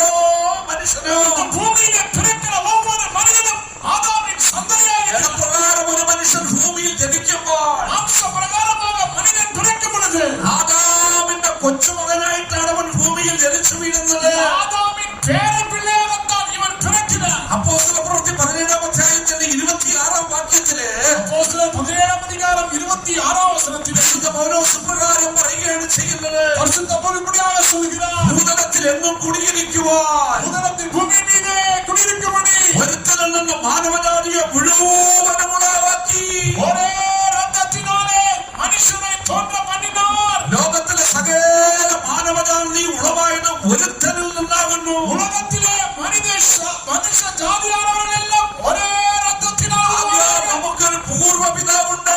மறுபடியால் ஒரு பூர்வ பிதா இருக்கிறார். ആ പൂർവ്വ പിതാവ് ആദാമാകുന്നു. அந்த பழைய பிதா பூர்வ பிதா அதாவா இருக்கிறார். ആധുനിക ശാസ്ത്രവും വിജ്ഞാനികളും അംഗീകരിച്ചെന്ന് വരത്തില്ല. விஞ்ஞானிகள் எல்லாம் அதை அங்கீகரிக்கிறது இல்லை. അവര് പറയുന്നതും പഠിപ്പിക്കുന്നതും அவர் சொல்லிக் கொடுக்கிறதான காரியங்கள் മനുഷ്യന്റെ പൂർവ്വ പിതാവ് மனிதனுடைய பூர்வ பிதா ഏതോ ഒരു ആൾക്കുരങ്ങായിരുന്നു. ஏதோ ஒரு குரங்காயிருந்தது. ആ ആൾക്കുരങ്ങ് രൂപാന്തരപ്പെട്ട് നൂറ്റാണ്ടുകൾ കോടാനുകോടി വർഷങ്ങൾ കഴിഞ്ഞ് രൂപാന്തരപ്പെട്ടാണ് ഇന്ന് കാണുന്നതായ മനുഷ്യവർഗം ഉണ്ടായതുണ്ട്. இந்த குரங்கானது பரிணாம வளர்ச்சி அடைந்துதான் கடைசியாக மனிதனாக மாறியிருக்கிறது. ഒരു സ്കൂളിലെ ഒരു മോറൽ ക്ലാസ്സില് ஒரு ஸ்கூலில் ஒரு கிளாஸ் நடந்துக்கிறதான മോറൽ ക്ലാസ് നടന്നുകൊണ്ടിരിക്കുകയായിരുന്നു. ஒரு வாயில் சொல்லிக் கொடுக்கிறதான காரியம் நடந்து கொண்டிருக்கிறது. അപ്പോൾ ടീച്ചറെ പഠിപ്പിച്ചു നമ്മളെല്ലാവരും ആദാമിന്റെ സന്തതികളാണ്. அவங்க ஆசிரியர் சொல்லிக் கொடுத்தார் நாம் எல்லாம் ஆதாமின் சந்ததிகள். ആ ക്ലാസ്സിലെ ഒരു നിരീശ്വരവാദിയുടെ മകനുണ്ടായിരുന്നു. அந்த கிளாஸிலே ஒரு நிரீஸ்வரவாதியுடைய பிள்ளை இருந்தார். ആ കുട്ടി പെട്ടെന്ന് എഴുന്നേറ്റ് സാറിനോട് പറഞ്ഞു, அந்த பிள்ளை எழுந்து டீச்சரிடத்தில் கேட்டார், സാറേ ഞങ്ങളുടെ ഡാഡി പറഞ്ഞിട്ടുള്ളത് என் அப்பா சொல்லியிருக்கிறார் നമ്മളെല്ലാവരും കുരുന്നിൽ നിന്നുണ്ടായിട്ടുള്ളതാണല്ലോ. நாம் எல்லாரும் குரங்கிலிருந்து தோன்றினவர்கள் என்று சொல்லியிருக்கிறார். സാറ് ആ കുട്ടിയോട് പറഞ്ഞു, சார் அந்த பிள்ளையிடத்தில் சொன்னார், മോനെ നീ അവിടെ ഇരിക്കേ, பிள்ளை உட்கார், നിന്റെ കുടുംബത്തിന്റെ കാര്യമല്ല ഞാൻ പറയുന്നത്, உன் குடும்பத்தின் காரியமல்ல நான் ഞാൻ சொல்றேன், മനുഷ്യവർഗത്തിന്റെ കാര്യമാണ് நான் പറയുന്നത്. மனுகுலத்தின் காரியத்தை சொல்லுகிறேன். ഞങ്ങളുടെ പൂർവികർ ആൾക്കുരങ്ങാണെന്ന് ചിന്തിക്കുന്നവർക്കും വിശ്വസിക്കുന്നവർക്കാണ് വിശ്വസിക്കാം. தன்னுடைய பூர்வீகமானது குரங்கிலிருந்து வந்தவர் என்று വിശ്വാസിക്കുന്നവർക്ക് വിശ്വാസം. പക്ഷെ ദൈവവചനം സത്യമായിട്ട് പറയുന്നു. ஆனால் தேவவசனம் உண்மையாகவே சொல்லுகிறது. മനുഷ്യനൊരു പൂർവികനുണ്ട്. மனிதனுக்கு ஒரு பூர்வீகம் உண்டு. അത് ഒരുത്തിൽ നിന്ന് സകല ജാതികളെയും ദൈവം സൃഷ്ടിച്ചു. ஒரே மனிதனிடத்திலிருந்து அநேக ஜாதிகளை சிருஷ்டித்தார். അവൻ ആദാമെന്നാകുന്നു അവന്റെ പേര്. அவனுடைய பெயர்தான் ஆதாம். പക്ഷേ ചരിത്രത്തിൽ എന്താണ് സംഭവിച്ചത്? சரித்திரத்தில் என்ன நடந்தது? ആദാം പാപം ചെയ്തു. ஆதாம் பாவம் செய்தார். അവൻ ദൈവത്തിന്റെ കൽപ്പന ലംഘിച്ചു. தேவ பிரமாணத்தை மீறினார். അവൻ ദൈവത്തോട് അനുസരണക്കേട് കാണിച്ചു. தேவனிடத்தில் அவன் கீழ்ப்படியாமை காட்டினான். ആകയാൽ ദൈവം സൃഷ്ടിച്ച മനുഷ്യനായിരുന്ന ആദാമിന് தேவன் சிருஷ்டித்த மனிதனாய் ஆதாமுக்குள்ளே അവനുള്ള ദൈവത്തിന്റെ സ്വരൂപം നഷ്ടപ്പെട്ടു പോയി. தேவ சாயலை எடுத்து போனார். അവനിലുണ്ടായിരുന്ന ദൈവതേജസ് നഷ്ടപ്പെട്ടു പോയി. தேவ மகிமை எடுத்து போனார். അവനിലുണ്ടായിരുന്ന നിത്യജീവൻ നഷ്ടപ്പെട്ടു நித்திய പോയി. ஜீவனை எடுத்து போனார். പാപത്തിന്റെ ശിക്ഷയായ മരണശിക്ഷയ്ക്ക് അവൻ വിധിക്കപ്പെട്ടു. பாவ சிக்ஷையாக மரணத்தின் சிக்ஷையை ஏற்றுக்கொண்டார். റോമാലേഖനം 5-12 വരുമ്പോൾ ரோமர் 5-12 படிக்கும் பொழுது വിശുദ്ധ പൗലോസ് പ്രകാരം പറയുകയാണ്. பரிசுத்த பவுல் சொல்லுகிறார். അതുകൊണ്ട് ഏക മനുഷ്യനാൽ പാപമോ ஒரு மனிதனால் பாவமும் പാപത്താൽ മരണവും ലോകത്തിലേക്ക് കടന്നു വന്നുമായി. பாவத்தினாலே மரணம் உலகத்திலே பிரவேசித்தது. എല്ലാവരും പാപം ചെയ്യുകയാൽ எல்லாரும் பாவம் செய்தபடியால் മരണം സകല മനുഷ്യരിലും പരന്നിരിക്കുന്നു. மரணம் எல்லாருக்குள்ளேயும் வந்திருக்கிறது. ഇവിടെ എന്താണ് നമുക്ക് കാണുവാൻ സാധിക്കുന്നത്? என்ன பார்க்க முடிகிறது? ആദാം ദൈവകൽപ്പന ലംഘിച്ച് പാപം ചെയ്തതിലൂടെ ஆதாம் தேவ பிரமாணத்தை மீறி பாவம் செய்த பொழுது പാപത്തിന്റെ ശിക്ഷയായ മരണത്തിന് അവൻ അധീനനായി തീർന്നു. பாவத்தின் சிக்ஷையான மரணத்துக்கு அடிமையாய் மாற்றப்பட்டார். എന്നാൽ ആദാമിന്റെ സന്തതി പരമ്പരയിൽ ജനിക്കുന്ന സകല മനുഷ്യരും ஆதாமின் சந்ததியிலே பிறக்கிற எல்லா மனிதரும் മരണത്തിന് അധീനരായിട്ടാണ് ജനിച്ചു വീഴുന്നത്. மரணத்துக்கு அடிமையாக பிறக்கிறார். ദൈവസ്വരൂപം നഷ്ടപ്പെട്ട മനുഷ്യനായി, தேவ மகிமை இல்லாதவனாக, ദൈവ തേജസ് നഷ്ടപ്പെട്ട தேவ മനുഷ്യനായി, சாயல மகிமை இல்லாதவனாக, ജീവൻ നഷ്ടപ്പെട്ട മനുഷ്യനായി, நித்திய ஜீவன் இழந்தவனாக, മരണത്തിന് അധീനനായ മനുഷ്യനായി ഭൂമിയിൽ പിറന്നു വീഴുകയാണ്. மரணத்துக்கு அடிமையாகவே மனிதன் பூமியிலே பிறக்கிறார். ഈ മരണത്തിന് അധീനനായ മനുഷ്യനെ இந்த மரணத்துக்கு அடிமையான மனிதன் ജീവനിലേക്ക് മടക്കിക്കൊണ്ടു പോകുവാൻ, ஜீவனுக்கு நேராக கொண்டு செல்லும்படி, ദൈവസ്വരൂപത്തിലേക്ക് മടക്കിക്കൊണ്ടു പോകുവാൻ, தேவ சாயலிலே கொண்டு போகும்படி, അവന് ദൈവത്തിന്റെ തേജസ് അണിയിക്കുവാൻ, தேவ மகிமையை கொடுக்கும்படி, അവന് നിത്യജീവൻ അവകാശമാക്കി കൊടുക്കുവാൻ, நித்திய ஜீவனை சொந்தமாக்கும்படி, അവനെ സ്വർഗരാജ്യത്തിലേക്ക് കൊണ്ടുപോകുവാൻ, பரലോக ராஜ்யத்தில் கொண்டு போகும்படி, ഇതേക്ക് 2000 വർഷങ്ങൾക്കപ്പുറത്ത് 2000 வருடங்களுக்கு முன்பாக ദൈവത്തിന്റെ പുത്രനായ യേശു ലോകത്തിലേക്ക് കടന്നു വന്നു. தேவகுமாரனாகிய இயேசு உலகத்திலே வெளிப்பட்டார். എന്നിട്ട് യേശു എന്താണ് ലോകത്തോട് വിളിച്ചു പറഞ്ഞത്? இயேசு உலகத்தில் என்ன சொன்னார்? ഞാൻ തന്നെയാണ് മരണവും പുനരുത്ഥാനവും. நானே உயிர்த்தெഴുதலும் ஜீவனுமாயிருக்கிறேன். എന്നിൽ വിശ്വസിക്കുന്നവൻ മരിച്ചാലും ജീവിക്കും. என்னை விசுவாசிக்கிறவர் மரித்தாலும் பிழைப்பார். നിത്യജീവന്റെ സന്ദേശവുമായി യേശു ലോകത്തിലേക്ക് കടന്നു വന്നു. நித்திய ஜீவனை அறிவிக்கக்கூடியவராக இயேசு உலகத்திலே வந்தார். അവന്റെ പാപത്താൽ നഷ്ടപ്പെട്ട അനുഗ്രഹങ്ങളൊക്കെയും മനുഷ്യന് തിരിച്ചു തരുവാൻ, ஆதாமின் பாவத்தினாலே இழந்து போன ஆசீர்வாதங்களை மனிதனுக்கு கொடுக்கும்படி യേശു മനുഷ്യനായി ലോകത്തിലേക്ക് അവതരിച്ചു. இயேசு மனிதனாக உலகத்திலே பிறந்தார். അതുകൊണ്ടാണ് 1 അധ്യായം 15 அதிகாரம் 22 വാക്യത്തിലേക്ക് വരുമ്പോൾ 22 படிக்கும் അവിടെ பொழுது വിശുദ്ധ പൗലോസ് സുപ്രകാരം പറയുകയാണ്. பரிசுத்த பவுல் இப்படியாக சொல்கிறார். 15-22 വാക്യം വായിച്ചാൽ, ആദാമിൽ എല്ലാവരും മരിക്കുന്നത് പോലെ ക്രിസ്തുവിൽ എല്ലാവരും ജീവിക്കപ്പെടും. ആദാമിൽ എല്ലാവരും മരിക്കുന്നത് പോലെ எல்லாரும் ஆதாமுக்குள் மரிக்கிறது போல യേശു ക്രിസ്തുവിൽ സകല മനുഷ്യരും ജീവിപ്പിക്കപ്പെടും. எந்த மனிதனும் கிறிஸ்துவுக்குள்ளே உயிர்ப்பிக்கப்படுகிறார்கள். ആകയാൽ ഇന്ന് രാത്രി ഞങ്ങൾ ഈ ദേശത്തോട് വിളിച്ചു പറയുന്നത്, அதுபடியால் இந்த இரவிலே தேசத்தோடு நாங்கள் சொல்லுகிறோம், നിന്നെ സ്വർഗരാജ്യത്തിന്റെ അവകാശിയാക്കി തീർക്കുവാൻ, பரலோக ராஜ்யத்திற்கு சுதந்திரவாளியாய் மாறுபடி നിത്യജീവനെ നിന്റെ ജീവിതത്തിൽ പ്രദാനം ചെയ്യുവാൻ, நித்திய ஜீவனை உன் வாழ்க்கையிலே கொடுக்கும்படி സ്വർഗീയ മഹത്വവും തേജസ്സും നിന്നെ അണിയിക്കുവാൻ, பரலோகத்தின் மகிமையும் கனத்தையும் உனக்கு கொடுக்கும்படி നിനക്ക് വേണ്ടി സ്വർഗത്തിൽ ഒരുക്കിയിരിക്കുന്ന കിരീടങ്ങൾ നിന്നെ അണിയിക്കുവാൻ, பரலோகத்திலே ஆயத்தமாயிருக்கிற கிரீடத்தை உனக்கு தருவிக்கும்படி യേശു ക്രിസ്തു 2000 വർഷങ്ങൾക്കപ്പുറത്ത് മനുഷ്യനായി ലോകത്തിൽ இயேசு கிறிஸ்து 2000 வருடங்களுக்கு முன்பாக மனிதனாக உலகத்திலே பிறந்தார். സഹോദരി സഹോദരന്മാർ, அருமையான சகோதர சகோதரிகள், ഇന്ന് മനുഷ്യൻ നേരിടുന്ന അടിസ്ഥാനപരമായ പ്രശ്നം എന്താണ്? இந்த மனிதனுடைய வாழ்க்கை நடக்கிற சில காரியங்கள் என்ன? ലോകത്ത് പലവിധമായ പ്രശ്നങ്ങളുണ്ട്. உலகத்திலே பலவிதமான பிரச்சனைகள். രാജ്യങ്ങൾ തമ്മിൽ യുദ്ധം ചെയ്തുകൊണ്ടിരിക്കുകയാണ്. ராஜ்யத்திற்குள்ள யுத்தம். എത്രയോ നിരപരാധികൾ യുദ്ധത്തിൽ കൊല്ലപ്പെടുന്നു. എത്രയോ ഉണ്മയാനവர்கள் தவறு செய்யாதவர்கள் யுத்தத்திலே கொல்லப்படுகிறார்கள். മനുഷ്യന്റെ ജീവിതത്തിലൊന്നും സമാധാനമില്ല. മനുഷ്യ வாழ்க்கையிலே സമാധാനം இல்லை. മദ്യവും മയക്കുമരുന്നും ലോകത്ത് സർവ്വവ്യാപകമായിക്കൊണ്ടിരിക്കുന്നു. മദ്യപാനങ്ങളും മയക്കുമരുന്നുകളും ഉലകത്തിലെ പെരുകിക്കൊണ്ടിരിക്കുകയാണ്. മനുഷ്യൻ നേരിടുന്ന അടിസ്ഥാനപരമായ പ്രശ്നം. മനുഷ്യന്റെ வாழ்க்கையிலே നടക്കக்கூடிய இந்த അടിസ്ഥാനമായ പ്രശ്നങ്ങൾ. ഈ തിന്മകളൊക്കെയും മനുഷ്യനെ കൊണ്ട് ചെയ്യിക്കുന്നത് എന്താണ്?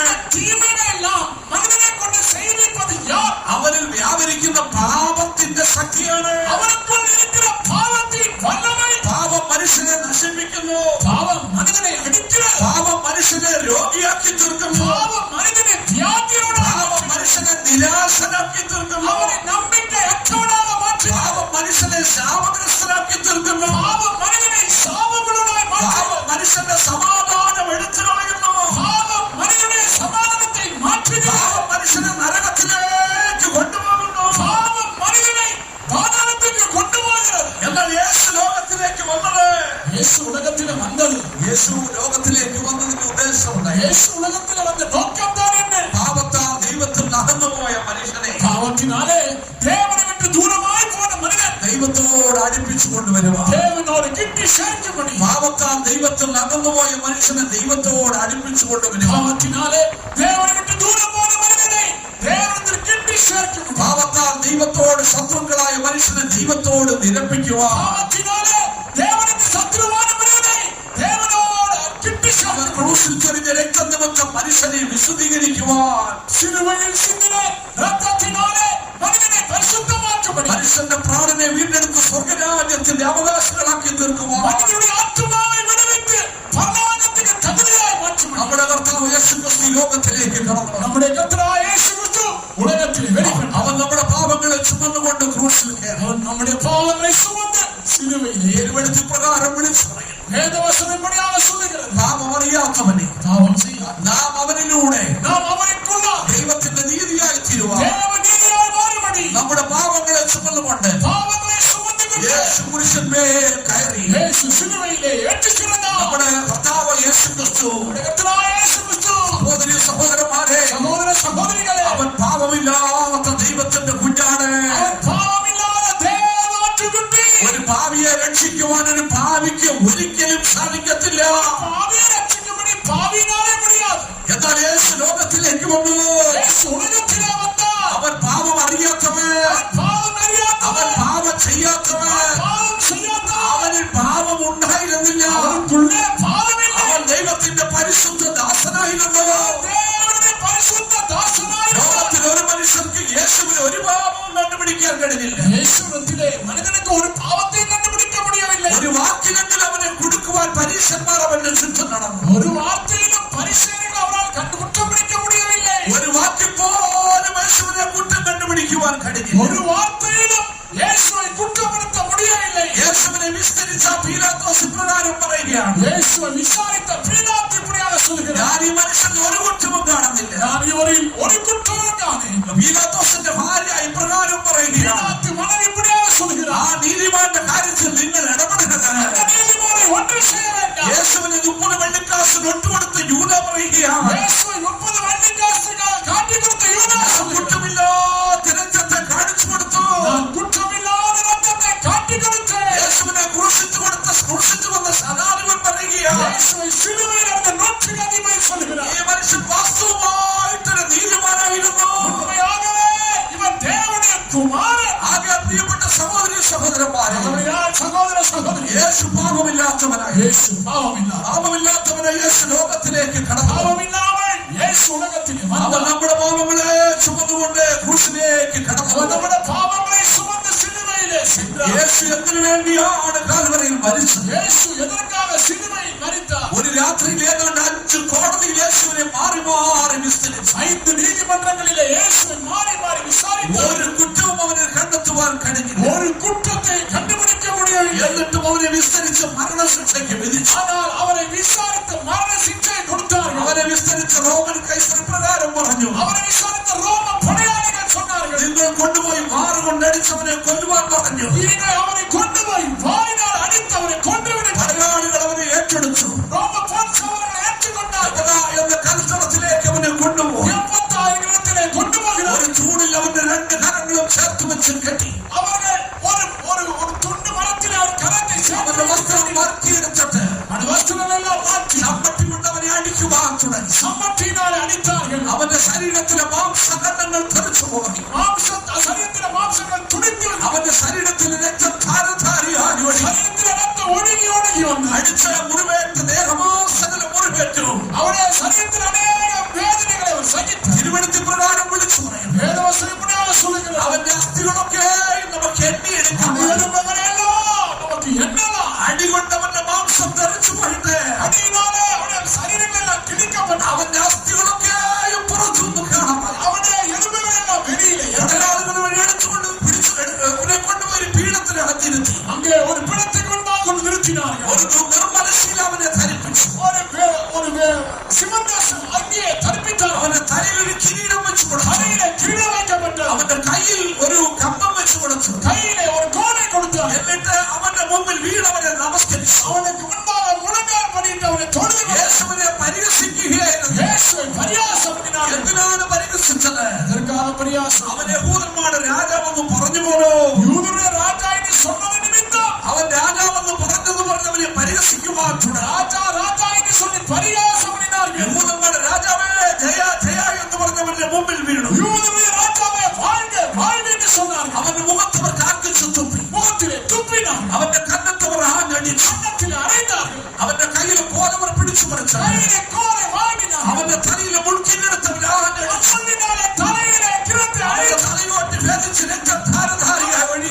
രക്തങ്ങൾ ഓടിക്ക് ഓടിക്ക് ഓടി ഓടി അടിയേറ്റ അവസരമായ കർത്താവ് യേശു ക്രിസ്തു വേദനയെ സഹിച്ചുകൊണ്ട് ഭാരമേറിയ ഒരു മരക്കുരിശ് അവന്റെ തോളിലേക്ക് വെച്ചുകൊണ്ട് സിലുവയെ തോളിലെ വയ്ച്ചു. ക്രൂശുദ്ധമെന്നുകൊണ്ട് സുവർഗത്തായിലേക്ക് സുമന്ന് യേശു കൊണ്ടുവന്നവനെ യേശുവിന്റെ ഭാരം താങ്ങുവാൻ കഴിയാത്തവൻ ഇടയിൽ താഴേക്ക് വീഴാൻ തുടങ്ങി. ഭാരം താങ്ങാമൽ വഴിയിലെ ഇടറിൽ വിഴുന്ന ധരണയില്ലാതെ ചവച്ചവർ ചുരറ്റി പടയാളികൾ അവരെ അടിച്ചു. ഇരക്കമില്ലാமல் സേവകൾ അവരെ അടിത്താൽ അടികൊണ്ടവർ പിടഞ്ഞെഴുന്നേറ്റ് വീണ്ടും നടക്കുവാൻ അടി വാങ്ങി മറുപടി എടുത്തു പോകുന്നു. എന്നെ കേൾക്കുന്ന സഹോദരി സഹോദരൻ കേൾക്കാറുമാണ് സഹോദര സഹോദരൻ. സ്വർഗത്തിലേക്ക് അവനെ കൊണ്ടുവന്നിട്ട് കൊണ്ടുവനെ കൊണ്ടുവന്നു. അവനെ കുരിശിൽ മലർത്തി കിടന്നു. സിലുവയിലെ പടുക്കവയിൽ അവന്റെ ഇരുകരങ്ങളിലും കാലുകളിൽ ഇരുമ്പാടുകൾ തറച്ചു. അവന്റെ കാലുകളിൽ കൈകളിൽ ആണികൾ എടുത്ത പാറയിൽ വെട്ടിയുണ്ടാക്കിയ കുരിശിലെ കുഴിയിലേക്ക് അവനെ ഇട്ടു. പാറയിലെ തോന്നെടുക്കപ്പെട്ട കുടിയിലെ വയ്ത്താർ. കുരിശിൽ കിടന്നുകൊണ്ട് യേശുനാഥൻ ഇപ്രകാരം സിലുവയിൽ ഇരുന്നുകൊണ്ട് യേശുവിനെ അവർ കൊണ്ട് சொன்னார். പിതാവേ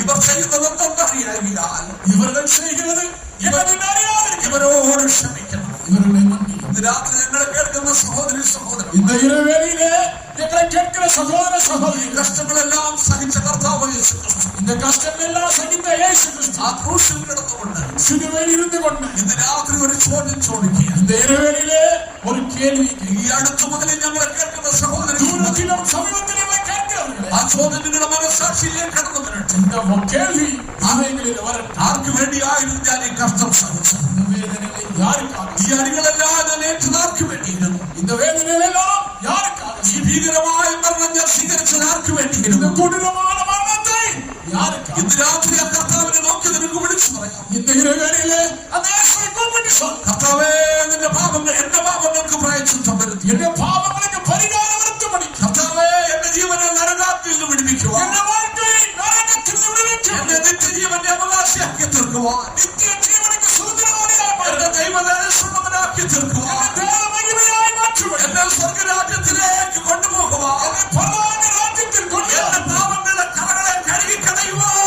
പാപത്തിൻ കായകളെ കഴുകുപടി എനിക്ക് വേണ്ടി മരിച്ചു.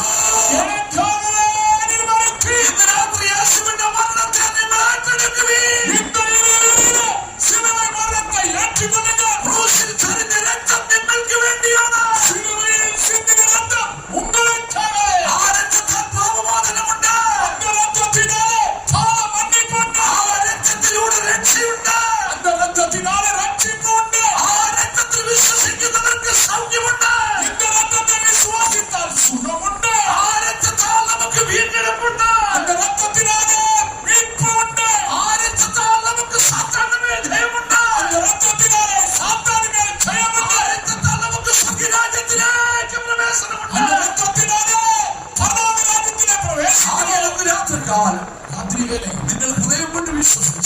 ഹൃദയത്തിനാൽ വിശ്വാസിക്കും. യേശുവേ ഞാൻ വിശ്വസിക്കുന്നു. യേശുവിനെ വിശ്വാസിക്കും. എന്റെ പാപങ്ങൾക്ക് വേണ്ടി നീ മരിച്ചു. എൻ പാവങ്ങൾക്കാக നീ മരിച്ചു. എന്റെ പാപങ്ങൾക്ക് പ്രായശ്ചിത്തം വരുത്തുവാൻ നീ മരിച്ചു. എന്റെ പാവങ്ങൾക്ക് പരിഹാരം വരുത്തുമണിയാ. നീ ദൈവത്തിന്റെ പരിശുദ്ധദാസനാണ്. നീ ദേവന്റെ പരിശുദ്ധദാസൻ. ഞാനോ പാപിയായ മനുഷ്യൻ. ഞാനോ പാപിയായ മനുഷ്യൻ. കർത്താവേ നീ മരിച്ചത് എനിക്ക് വേണ്ടിയാണ് ഞാൻ അറിയുന്നു. നീ എനിക്കാக മരിച്ചിരുന്നത് അറിഞ്ഞിരിക്കുന്നു. നീ ക്രൂശിൽ ചെറിഞ്ഞ തങ്കച്ചോരയുണ്ടല്ലോ. സിലുവയിൽ സിലുവ അത് രക്തം ഇരിക്കുന്നത്. ആ രക്തത്തിന് എന്റെ പാപത്തിന്റെ കറകളെ കഴുകിക്കളയുവാൻ ശക്തിയുള്ളത് ഞാൻ രക്തത്തിനാലെ എൻ പാപത്തിൻ കറകളെ കഴുകുന്ന വല്ലമയുണ്ട്. വിശ്വാസിക്കുന്നു. രാത്രി വായി തുറന്നു നിനക്കത് പറയുവാൻ സാധിക്കുമോ? ഉൻ വായിനാൽ നീ சொல்லுவாயா? ഇന്ന് രാത്രി നിന്റെ ജീവിതത്തിൽ അത്ഭുതം നടക്കാൻ പോവുകയാണ്. ഇരുവരിലെ ഉൻ வாழ்க்கையில் അത്ഭുതം ഒരു പുതിയ ജനനം നിന്റെ ജീവിതത്തിൽ നടക്കും. ഒരു പുതിയ പിറപ്പ് ഉൻ வாழ்க்கையில் നീ വീണ്ടും ജനിച്ച ദൈവവൈതനായി തീരുകയാണ്. മറുപടിയും പിറന്ന ദേവപിള്ളയായി മാറുക. യേശുവിലൂടെയുള്ള രക്ഷയെ നീ വിശ്വാസത്താൽ പ്രാപിച്ചു കഴിയുമ്പോൾ യേശുവിൻ മൂലമുള്ള രക്ഷയെ വിശ്വാസത്താൽ പെற்றுകൊള്ളുമ്പോൾ നീ പുതുതായി ജനിക്കുകയാണ്. മറുപടിയും പിറക്കുന്നത്. ആകയാൽ സ്വർഗ്ഗരാജ്യം കാണുവാൻ നിനക്ക് സാധിക്കണമെങ്കിൽ പരലോകത്തെ പാർക്ക வேண்டும். പുതുതായി ജനിച്ചെങ്കിൽ മാത്രമേ സാധിക്കത്തുള്ളൂ. മറുപടിയും പിറന്നാൽ മാത്രമേ മുടിയും. അതിനെന്താണ് നമ്മൾ ചെയ്യേണ്ടിയിരിക്കുന്നത്? என்ன செய்ய வேண்டும்? എഫേസ്യ ലേഖനത്തിലേക്ക് കടന്നു വരുമ്പോൾ എഫേസ്യർ 21 വരുമ്പോൾ അതിന് 4-ാം അധ്യായത്തിന്റെ 22-ാം വാക്യത്തിലെ 4-ാം അധികാരം 22-ാം വിശുദ്ധ പൗലോസ് സുപ്രകാരം പറയുകയാണ്. പരിശുദ്ധ പൗലോസ് சொல்லுகிறார், നിങ്ങളുടെ മുമ്പിലത്തെ നടപ്പ് സംബന്ധിച്ച് മുന്നിൽ നടക്കയെ നോക്കി അതിമോഹങ്ങളാൽ വഷളായി പോയ മോശം ഇച്ഛകളിനാലെ കെട്ടുപോകുന്ന പഴയ മനുഷ്യനെ നിങ്ങൾ ഉപേക്ഷിച്ചു കളഞ്ഞിട്ട് പഴയ മനുഷ്യനെ കളഞ്ഞു സത്യത്തിന്റെ ഫലമായ നീതിയിലും പരിശുദ്ധത്തിലും സത്യത്തിന്റെ ഫലമായ നീതിയിലും വിശുദ്ധിയിലും മെയ്യാന നീതിയിലും പരിശുദ്ധത്തിലും ദൈവാനുരൂപനായി സൃഷ്ടിക്കപ്പെട്ട ദേവസായനായി സൃഷ്ടിക്കപ്പെട്ട ഒരു പുതിയ മനുഷ്യനെ നിങ്ങൾ ധരിച്ചുകൊള്ളുവീ. ഒരു പുതിയ മനുഷ്യനെ ധരിച്ചുകൊള്ളുക. നിങ്ങളുടെ പഴയ മനുഷ്യനെ ഉപേക്ഷിക്കുവീ. പഴയ മനുഷ്യനെ കളഞ്ഞു വിട്ട് പാപത്താൽ വഷളായി പോയ പഴയ മനുഷ്യനെ ഉപേക്ഷിച്ചിട്ട് ഇച്ഛകളിനാലെ മോശം പോറ്റിന പഴയ മനുഷ്യനെ കളഞ്ഞു വിട്ട് യേശുവിന് അനുരൂപനായ ഒരു പുതിയ മനുഷ്യനായി തീരുവീ.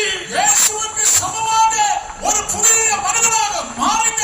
അതിന് നിങ്ങൾ എന്താണ് ചെയ്യേണ്ടിയിരിക്കുന്നത്? என்ன செய்ய வேண்டும்? നിങ്ങളുടെ പാവങ്ങളെ കുറിച്ച് ആഴമേറിയ കുറ്റബോധം നിങ്ങൾ പാവങ്ങളെ കുറിച്ച് ആഴമായ ഒരു കുറ്റമുണ്ട്. അറിഞ്ഞും അറിയാതെ ചെയ്തു പോയ പാവങ്ങളെ കുറിച്ച് ഒരു കുറ്റബോധമുണ്ട്. தெரிந்தும் தெரியாமல் செய்த സങ്കീർത്തനക്കാരനെ ദാവീദ് പ്രകാരം പറയും, தாவீது இப்படியாக சொல்லுகிறார், ദൈവമേ എന്റെ പാവങ്ങളെ ഞാൻ അറിയുന്നു. ദൈവമേ എൻ പാവങ്ങളെ ഞാൻ എന്റെ അറിയുന്നു. പാവങ്ങൾ എപ്പോഴും എന്റെ മുമ്പിൽ ഇരിക്കും. പാവങ്ങൾ എപ്പോഴും എനിക്ക് മുമ്പാകെ. ഇന്ന് രാത്രി ഞങ്ങളെ കേൾക്കുന്ന സഹോദരി இந்த സഹോദരന്മാർ ராத்திரி വേളയിലെ ഞങ്ങൾ കേൾക്കുന്ന സഹോദര കാലങ്ങൾ അറിഞ്ഞും അറിയാതെ ഇന്ന് ഒരുപാട് തെറ്റുകൾ ചെയ്തിട്ടുണ്ട്. കടന്ന வாழ்க்கைയിലെ தெரிந்தும் தெரியாமல் അനേക പാവങ്ങൾ. ഇന്ന് രാത്രി നിന്റെ പാപത്തെ കുറിച്ച് ഒരു കുറ്റബോധം നിനക്കുണ്ടാകും. இந்த இரவிலே പാപത്തെ കുറിച്ചുതാണ് ഒരു കുറ്റബോധം. നിനക്ക് ഓർമ്മയുള്ള പാപങ്ങളൊക്കെ ഈ കർത്താവിനോട് ഏറ്റുപറയുക. ഉനക്ക് ஞாபகத்திலிருக்கிற പാപങ്ങളെല്ലാം ആണ്ടിടത്തിൽ കർത്താവേ, ഇനിമേലാൽ ഞാൻ ആ പാപം ചെയ്യില്ലെന്ന് പറയും. ஆண்டவரே இனிமேலால் பாவம் செய்ய மாட்டேன். നിന്റെ ജീവിതത്തിൽ ഒരു പുതിയ തീരുമാനമെടുക്കുക. உன் வாழ்க்கையில ஒரு புதிய தீர்மானம். കർത്താവേ, ഞാൻ ഒരു പുതിയ മനുഷ്യനായി തീരട്ടെ. நான் ஒரு புதிய மனிதனாய் ഞാൻ മാനസാന്തരപ്പെടുന്ന കർത്താവേ,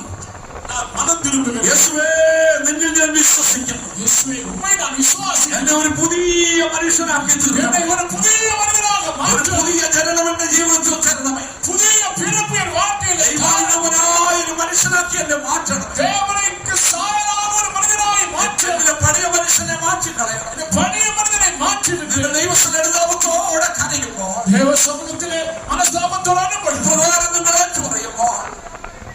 ഇപ്രകാരം നിങ്ങൾ ഏറ്റുപറയുമ്പോൾ அறிக்கிற பொழுது യേശുവിന്റെ രക്തം നിങ്ങളെ ശുദ്ധീകരിക്കും. இயேசுவின் ரத்தம் உங்களை சுத்திகரிக்கும். നിങ്ങളുടെ പുതിയ വ്യക്തിയായി തീരും. நீங்கள் ஒரு புதிய நபராய் തിരുവനന്തപുരത്ത് വിളിച്ചു പറയുന്നു, வசனம் சொல்லுகிறது, ഒരുവൻ ക്രിസ്തുവിലായി കഴിഞ്ഞാൽ ஒருவன் கிறிஸ்துவுக்குள்ளாய் അവനൊരു പുതിയ സൃഷ്ടിയായി മാറ്റപ്പെട്ടു. புதிய சிருஷ்டியாய் மாறுகிறான். പഴയതെല്ലാം മാറിപ്പോയിരിക്കും. பழையவைகள் ஒழிஞ்சவை. സഭാചരിത്രം നമ്മൾ പഠിക്കുമ്പോൾ சபை சரித்திரத்தை படித்தால் അവിടെ ഒരു സഭാപിതാവിനെ കാണുവാൻ സാധിക്കും. அங்கே ஒரு மனிதனை பார்க்க முடியும். അവന് സെന്റ് അഗസ്റ്റീൻ എന്നാണ് പേര്. இந்த அகஸ்டீன் தான் பெயர். തന്റെ ചരിത്ര പ്രസംഗവേളയിൽ പലയിടത്തും ഞാൻ പറഞ്ഞിട്ടുണ്ട്.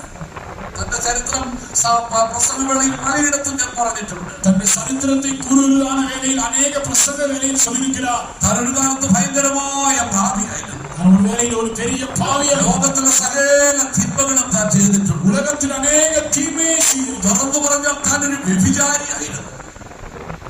வெளிப்படையாக சொல்ல போனால் அவர் ஒரு விபசாரக்காரன். അത്രമാത്രം പാപത്തിൽ പാപത്തിற்கு അടിമയായിരുന്നാർ. എന്നാൽ ഒരിക്കൽ താൻ യേശുവിനെ കണ്ടുമുട്ടി. തന്റെ പാപങ്ങളെല്ലാം ഏറ്റുപറഞ്ഞു. പാവങ്ങളെല്ലാം അറിഞ്ഞു താൻ ദൈവാനുരൂപനെ സൃഷ്ടിക്കപ്പെട്ട പുതിയ മനുഷ്യനായി, അവൻ ദേവനുക്ക് സമமான പുതിയ മനുഷ്യനായി എന്നാൽ ആ പുതിയ മനുഷ്യനായി തീർന്ന ശേഷം പുതിയ മനുഷ്യനായി മാറ്റപ്പെട്ടു. ഒരു ദിവസം താൻ തന്നെ പട്ടണത്തിലൂടെ നടന്നു പോകുമ്പോൾ അവനോട് പട്ടണത്തിന് വഴിയാ നടന്നു പോകും. ഒരു കാലത്ത് തന്നോടുകൂടെ പാപം ചെയ്ത ഒരു സ്ത്രീ, അവനോട് പാപം ചെയ്തതാണ് സ്ത്രീ, അഗസ്റ്റിനെ കാണുവാനിടയായി. அந்த മനുഷ്യനെ பார்த்தார். അഗസ്റ്റിന് ആ സ്ത്രീയെ കണ്ടു. അഗസ്റ്റിൻ ഒഴിഞ്ഞു പോയി. അവൻ മാറി. എന്നാൽ ആ സ്ത്രീ വിട്ടില്ല. സ്ത്രീയുടെ അവൾ ഉറക്കം വിളിച്ചു. അഗസ്റ്റിൻ, അവൻ കേട്ട ഭാവം നടിച്ചു. അവൻ കേട്ടതുപോലെ അവൾ ഓടി അവന്റെ മുമ്പിൽ വന്നു. ഓടി മുൻപാകും. അഗസ്റ്റിൻ അല്ലേ? അഗസ്റ്റിൻ താനേ? അഗസ്റ്റിൻ പറഞ്ഞു. അവൻ சொன்னா, ഇല്ല, അഗസ്റ്റിൻ അല്ല. അഗസ്റ്റിൻ അല്ല. പിന്നെ നിങ്ങൾ സംഭവം പറഞ്ഞില്ലേ? സംഭവം അഗസ്റ്റിൻ മരിച്ചു. അവിടെ വെച്ച് പിന്നെ ഈ നിൽക്കുന്നുണ്ടോ? നിന്നോടുകൂടെ പാപത്തിൽ ജീവിച്ച പഴയ അഗസ്റ്റിൻ മരിച്ചു. ഉന്നോട് പാവം ചെയ്ത പഴയ മനുഷ്യൻ മരിച്ചു പോയി. യേശുവിന് ഹൃദയം കൊടുത്ത പുതിയ അഗസ്റ്റിൻ. ഞാൻ യേശുവിന്റെ ഹൃദയത്തെ കൊടുത്ത മനുഷ്യൻ. ഇത് പുതിയ സൃഷ്ടിയായി തീർന്ന അഗസ്റ്റിൻ. പുതിയ സായാഹ്ന മാറ്റപ്പെട്ടു. ഈ അഗസ്റ്റിന് നിന്നോട് യാതൊരു ബന്ധവുമില്ല. இந்த അഗസ്റ്റിനോട് യാതൊരു ബന്ധവുമില്ല. നീ എന്നെ വിട്ടു പോകണം പറഞ്ഞു. എന്നെ വിട്ടു പോകും. ആദ്യം എന്നെ കേൾക്കുന്ന ദൈവമക്കളെ, അതുപടിയാ എന്നെ കേൾക്കുന്നു. നമ്മുടെ ജീവിതത്തിൽ പുതുതായി ജനിക്കാം. നമ്മുടെ வாழ்க்கையிலே പുതുതായി പിറക്കാം. ഒരു പുതിയ സൃഷ്ടിയായി തീരാം. പുതിയ സൃഷ്ടിയായി മാറുക. നമ്മളോട് കൽപ്പിക്കുന്ന പ്രമാണം ഇതാണ്. ദൈവം നമ്മോട് சொல்லுகிற പ്രമാണം, സ്വർഗ്ഗരാജ്യത്തിൽ പോകണമെങ്കിൽ നിനക്ക് പരലോകത്തിൽ പ്രവേശിക്കാൻ പുതുതായി ജനിക്കുവാൻ തീരുമാനിക്കുവീൻ. മറുപടിയുமாக പിറക്ക തീരുമാനിയുங்கள். രണ്ടാമത് യേശു അപ്പോസ്തലന്മാരും പറയുന്ന പ്രമാണം എന്താണ്? യേശു അപ്പോസ്തലൻ சொல்லுகிற പ്രമാണം என்ன? നീ വിശ്വസിച്ച് ജലസ്നാനം സ്വീകരിക്കണോ? വിശ്വാസമുള്ളവനായി ജ്ഞാനസ്നാനം എടുത്തു. അത് ദൈവത്തിന്റെ കൽപ്പനയാകുന്നു. അത് ദേവനുடைய കൽപ്പനയായിരിക്കും. അത് ഉപദേശപ്രകാരമുള്ള വിശ്വാസം വചനമാകുന്നു. ഉപദേശപ്രകാരമുള്ള വിശ്വാസം വചനമായി. ഈ വചനത്തെ നീ മുറുകെ പിടിക്കുന്നവനായി തീരണം. വചനത്തെ ഉറുതിയായി പിടിക്കാൻ. ജലസ്നാനത്തിന്റെ ഉപദേശത്തെ നീ മുറുകെ പിടിക്കണം. ജലസ്നാന ഉപദേശത്തെ ഉറുതിയായി പിടിക്കാൻ. യേശു സ്നാനമെടുത്തു. കാരണം യേശു ജ്ഞാനസ്നാനമെടുത്തു. യേശുവിന്റെ ശിഷ്യന്മാരെല്ലാവരും സ്നാനമെടുത്തു. യേശുവിന്റെ ശിഷ്യരെല്ലാവരും ജ്ഞാനസ്നാനം. യേശുവിന്റെ ശിഷ്യന്മാരെ കൂട്ടിക്കൊണ്ടുപോയി വിശ്വസിക്കുന്നവർക്ക് സ്നാനം കൊടുത്തു. യേശു ശിഷ്യരെ കൂപ്പിട്ടുകൊണ്ട് വിശ്വാസികൾക്ക് ജ്ഞാനസ്നാനത്തെ കൊടുക്കുന്നു. യേശുക്രിസ്തു ലോകത്തിൽ തന്റെ ശുശ്രൂഷ തികച്ചിട്ട് യേശു ഉലകത്തിന്റെ ഊഴിയത്തെ മുടിത്ത് സ്വർഗ്ഗത്തിലേക്ക് മടങ്ങിപ്പോകും മുമ്പ് ശിഷ്യന്മാരെ അരിക്കൽ വിളിച്ചിട്ട് ശിഷ്യരെ കൂപ്പിട്ട് അവരോട് ഇപ്രകാരം പറഞ്ഞു. അവർക്ക് എപ്പടിയാണ് ഞാൻ എന്റെ പിതാവിന്റെ അടുക്കലേക്ക് പോകും. പിതാവിടത്തിൽ പോകും. ഞാൻ ലോകാവസാനത്തോടെ എല്ലാ നാളും നിങ്ങളോട് കൂടി. ഉലകത്തിൽ മുടിവ് പറയുന്നു സകല നാട്ടിലും നിങ്ങളോട് ഇരിക്കും. നിങ്ങൾ ലോകത്തിലൊക്കെയും പോയിട്ട് ഉലകത്തിലെ പുറപ്പെട്ടു സകല ജാതികളോടും ദൈവരാജ്യത്തിന്റെ സുവിശേഷം അറിയും. സകല ജാതികൾക്ക് സുവിശേഷം അറിയും. വിശ്വസിക്കുന്നവരെ പിതാവിന്റെയും പുത്രന്റെയും പരിശുദ്ധാത്മാവിന്റെ നാമത്തിൽ സ്നാനം എടുപ്പിക്കും. പിതാ കുമാരൻ പരിശുദ്ധാവി നാമത്തിനാണ് ഇത് പറഞ്ഞിട്ടാണ് യേശു സ്വർഗത്തിലേക്ക് കടന്നുപോയി. യേശു പരമേശ്വരൻ. യേശു ദൈവസഭയ്ക്ക് നൽകിയ പ്രബോധനം, യേശു ദേവസഭയ്ക്ക് നൽകിയ ബോധനം, വിശുദ്ധ അപ്പോസ്തലന്മാർ നമുക്ക് നൽകിയ പ്രമാണമാണിത്. പരിശുദ്ധമാരുടെ അപ്പോസ്തലങ്ങൾ നമുക്ക് തന്ന പ്രമാണം. അതാണ് ജലസ്നാനത്തിന്റെ ഉപദേശം എന്ന് പറയുന്നത്. ഇതാണ് ജ്ഞാനസ്നാനത്തിന്റെ ഉപദേശമായിരിക്കുന്നത്. ആകെ നിന്റെ കിരീടം ആരും എടുക്കാതിരിപ്പ്. കിരീടത്തെ ആരും എടുക്കാത്തവനിക്ക് ജലസ്നാനമുള്ള പ്രമാണത്തെ നീ മുറുകെ പിടിക്കുന്നവരാകുവീ. ജ്ഞാനസ്നാനം എടുക്കുന്ന പ്രമാണത്തെ ഉറുതിയായി പിടിച്ചിട്ടാൽ അപ്പോൾ സ്വാഭാവികമായിട്ട് ചിന്തിക്കുക, സ്നാനത്തെ കുറിച്ച് പലവിധമായ ധാരണകൾ മനുഷ്യന്റെ ജീവിതത്തിൽ. ജ്ഞാനസ്നാനത്തെ കുറിച്ച് പലവിധമാണ് വെളിപ്പെടുത്തൽ ഇരിക്കുന്നത്. ചില ചോദ്യങ്ങൾ മനുഷ്യ ജീവിതത്തിൽ കിടന്നു. ചില കേൾവികൾ ഉണ്ടാകുന്നത്. ആരെയാണ് സ്ഥാനപ്പെടുത്തേണ്ടത്? ആരെയാണ് സ്ഥാനം എടുക്കുക? എങ്ങനെയാണ് സ്ഥാനപ്പെടുത്തേണ്ടത്? എപ്പടി എടുക്ക വേണം? എന്തിനാണ് സ്ഥാനപ്പെടേണ്ടത്? എതற்காக എടുക്ക വേണം? ചോദ്യങ്ങളൊക്കെ മനുഷ്യന്റെ ഹൃദയത്തിൽ വരുവാൻ സാധ്യതയുണ്ട്. இந்த കേൾവികളെല്ലാം മനുഷ്യനുക്കുള്ളേ വരുகிறது. ആരെയാണ് സ്ഥാനപ്പെടുത്തേണ്ടത്? யாரை ஞானஸ்நானம் கொடுக்க வேண்டும்? ചിലർ ചിന്തിക്കുന്നതും പഠിപ്പിക്കുന്നതും അനേകർ சொல்லிக் കൊടുக்கிறார்கள். കുട്ടികളെയാണ് സ്ഥാനപ്പെടുത്തേണ്ടത്. പിള്ളേകളെ ജ്ഞാനസ്നാനം. ചിലർ പഠിപ്പിക്കുന്ന മുതിർന്നവരെയാണ് സ്ഥാനപ്പെടുത്തേണ്ടത്. വയതാനവർക്ക് ജ്ഞാനസ്നാനം കൊടുക്കണം. എന്നാൽ ദൈവത്തിന്റെ വചനം എന്താണ്? വചനം എന്നെ சொல்லுகிறது. നമുക്കൊരു സംഭവത്തിലേക്ക് കടന്നു പോകാം. ഒരു സംഭവത്തെ നാം പഠിക്കാം. അപ്പോസ്തല പ്രവൃത്തികളുടെ പുസ്തകം അപ്പോസ്തലരുടെ നടപടികൾ 8-ാം അധ്യായത്തിന്റെ 12-ാം വാക്യത്തിലേക്ക് വരുമ്പോൾ 8-ന്റെ 12-ാം വാക്യം ശമരിയിൽ നടന്നൊരു സ്നാന ശുശ്രൂഷയെ കുറിച്ച് കാണുവാൻ സാധിക്കും. മറിയാവിൽ നടന്നതാണ് ഒരു അവിടെ ഫിലിപ്പോസ് ശമരിയിലേക്ക് കടന്നു ചെന്നു. ഫിലിപ്പ് സമരിയാവൊക്കെ കടന്നു ചെന്നു. യേശുവിനെ കുറിച്ചുള്ള സുവിശേഷം പ്രസംഗിച്ചു. യേശുവെ കുറിച്ച് സുവിശേഷം അറിയിക്കപ്പെട്ടു. യേശുവിലൂടെയുള്ള ആത്മരക്ഷയെ കുറിച്ച് പ്രസംഗിച്ചു. യേശുവിൻ മൂലം കിടക്കുന്നതാണ് ആത്മരക്ഷിപ്പെ. വിശ്വാസ സ്ഥാനത്തെ കുറിച്ച് പ്രസംഗിച്ചു. വിശ്വാസ ജ്ഞാനസ്ഥാനത്തെ കുറിച്ച് പ്രസംഗിച്ചു. പരിശുദ്ധാത്മാവിനെ പ്രാപിക്കേണ്ടതിനെ കുറിച്ച് പ്രസംഗിച്ചു. പരിശുദ്ധാവിയെ പെற்றுകൊള്ളக்கூடிയதை പ്രസംഗിച്ചു. അനേകർ ഫിലിപ്പോസിലൂടെയുള്ള സുവിശേഷം വിശ്വസിച്ചു. അനേകർ ഫിലിപ്പിൻ സുവിശേഷത്തെ വിശ്വാസിத்தார்கள். എന്നിട്ട് തിരുവെഴുത്തിൽ എന്താണ് വായിക്കുന്നത്? വചനത്തിൽ ഇന്ന് പഠിக்கிறோம். അപ്പോസ്തലപ്രവൃത്തി 8-ാം അധ്യായത്തിന്റെ 12-ാം വാക്യം വായിച്ചാട്ടെ. എന്നാൽ ദൈവരാജ്യത്തെയും യേശുക്രിസ്തുവിന്റെ നാമത്തെയും കുറിച്ചുള്ള സുവിശേഷം അറിയിക്കുന്ന ഫിലിപ്പോസിനെ അവർ വിശ്വസിച്ചപ്പോൾ ഫിലിപ്പോസ് പറഞ്ഞ സുവിശേഷം അവർ വിശ്വസിച്ചപ്പോൾ പുരുഷന്മാരും സ്ത്രീകളും സ്നാനമേറ്റു. ആരാണ് സ്ഥാനമേറ്റതെന്നാണ് ഇവിടെ പറഞ്ഞിരിക്കുന്നത്? யார் ஞானஸ்தானம் எடுத்தார் என்று சொல்லப்படுகிறது? പുരുഷന്മാരും സ്ത്രീകളും സ്നാനമേറ്റു. പുരുഷനും സ്ത്രീകളും ஞானஸ்தானம் எடுத்தார்கள். ഒരു വയസ്സുനെ പുരുഷനാണെന്ന് പറയും. ഒരു വയസ്സുള്ളവനെ പുരുഷന് சொல்ல முடியும். 8 മാസം പ്രായമുള്ള ഒരു പെൺകുഞ്ഞിനെ സ്ത്രീയാണെന്ന് ആരെങ്കിലും വിളിക്കും? 8 മാസമുള്ള പിള്ളയെ സ്ത്രീ എന്ന് അழைக்க முடியும். ഫിലിപ്പോസിന്റെ സുവിശേഷം കേട്ടപ്പോൾ ഫിലിപ്പിൻ സുവിശേഷത്തെ കേട്ടപ്പോൾ സ്ത്രീകളും പുരുഷന്മാരും സ്നാനമേറ്റു. സ്ത്രീകളും പുരുഷനും ജ്ഞാനസ്താനം എടുത്തു. എന്താണ് സ്ത്രീകളും പുരുഷന്മാരും സ്നാനമേറ്റു എന്ന് പറഞ്ഞാൽ അതിന്റെ അർത്ഥം? സ്ത്രീകളും പുരുഷനും ജ്ഞാനസ്താനം എടുത്ത അർത്ഥം സ്നാനം എല്ലാവർക്കും ഉള്ളതല്ല. ജ്ഞാനസ്താനം എല്ലാവർക്കും ഉള്ളതല്ല. വിശ്വസിക്കുന്നവർക്കാണ് ജ്ഞാനസ്നാനം കൊടുക്കേണ്ടത്. വിശ്വാസിക്കുന്നവർക്ക് മാത്രമേ ജ്ഞാനസ്താനം ദൈവവചനം വിശ്വസിക്കുവാൻ പ്രാപ്തിയുള്ളവർക്ക് മാത്രമേ വിശ്വാസ സ്നാനം കൊടുക്കാവൂ. ദേവവചനത്തെ വിശ്വാസിക്കக்கூடிய തകുതിയുള്ളവർക്ക് മാത്രമേ ജ്ഞാനസ്താനം കൊടുക്കാവൂ. മർക്കോസിന്റെ സുവിശേഷം 16-ാം അധ്യായം മാർക്ക് സുവിശേഷം 16-ാം അതിന്റെ 16-ാം വാക്യത്തിൽ നമ്മൾ ഇപ്രകാരം വായിക്കും. 16-ാം വചനം ഇവിടെയാണ് പഠിക്കുന്നത്. വിശ്വസിക്കുകയും സ്നാനമേൽക്കുകയും ചെയ്യുന്നവൻ രക്ഷിക്കപ്പെടും. വിശ്വാസമുള്ളവനാകി ജ്ഞാനസ്താനം പെറ്റവൻ രക്ഷിക്കപ്പെടുവാൻ. യേശുവിനുള്ള വിശ്വാസം ഏറ്റുപറയുവാൻ പ്രാപ്തനായിരിക്കും. യേശുവിൻ മൂലമായി ഉണ്ടാകുന്ന വിശ്വാസത്തെ അറിയിക്കக்கூடிയവനായിരിക്കും. അപ്പോൾ സ്വാഭാവികമായിട്ട് ഒരു ചോദ്യം ചോദിക്കും.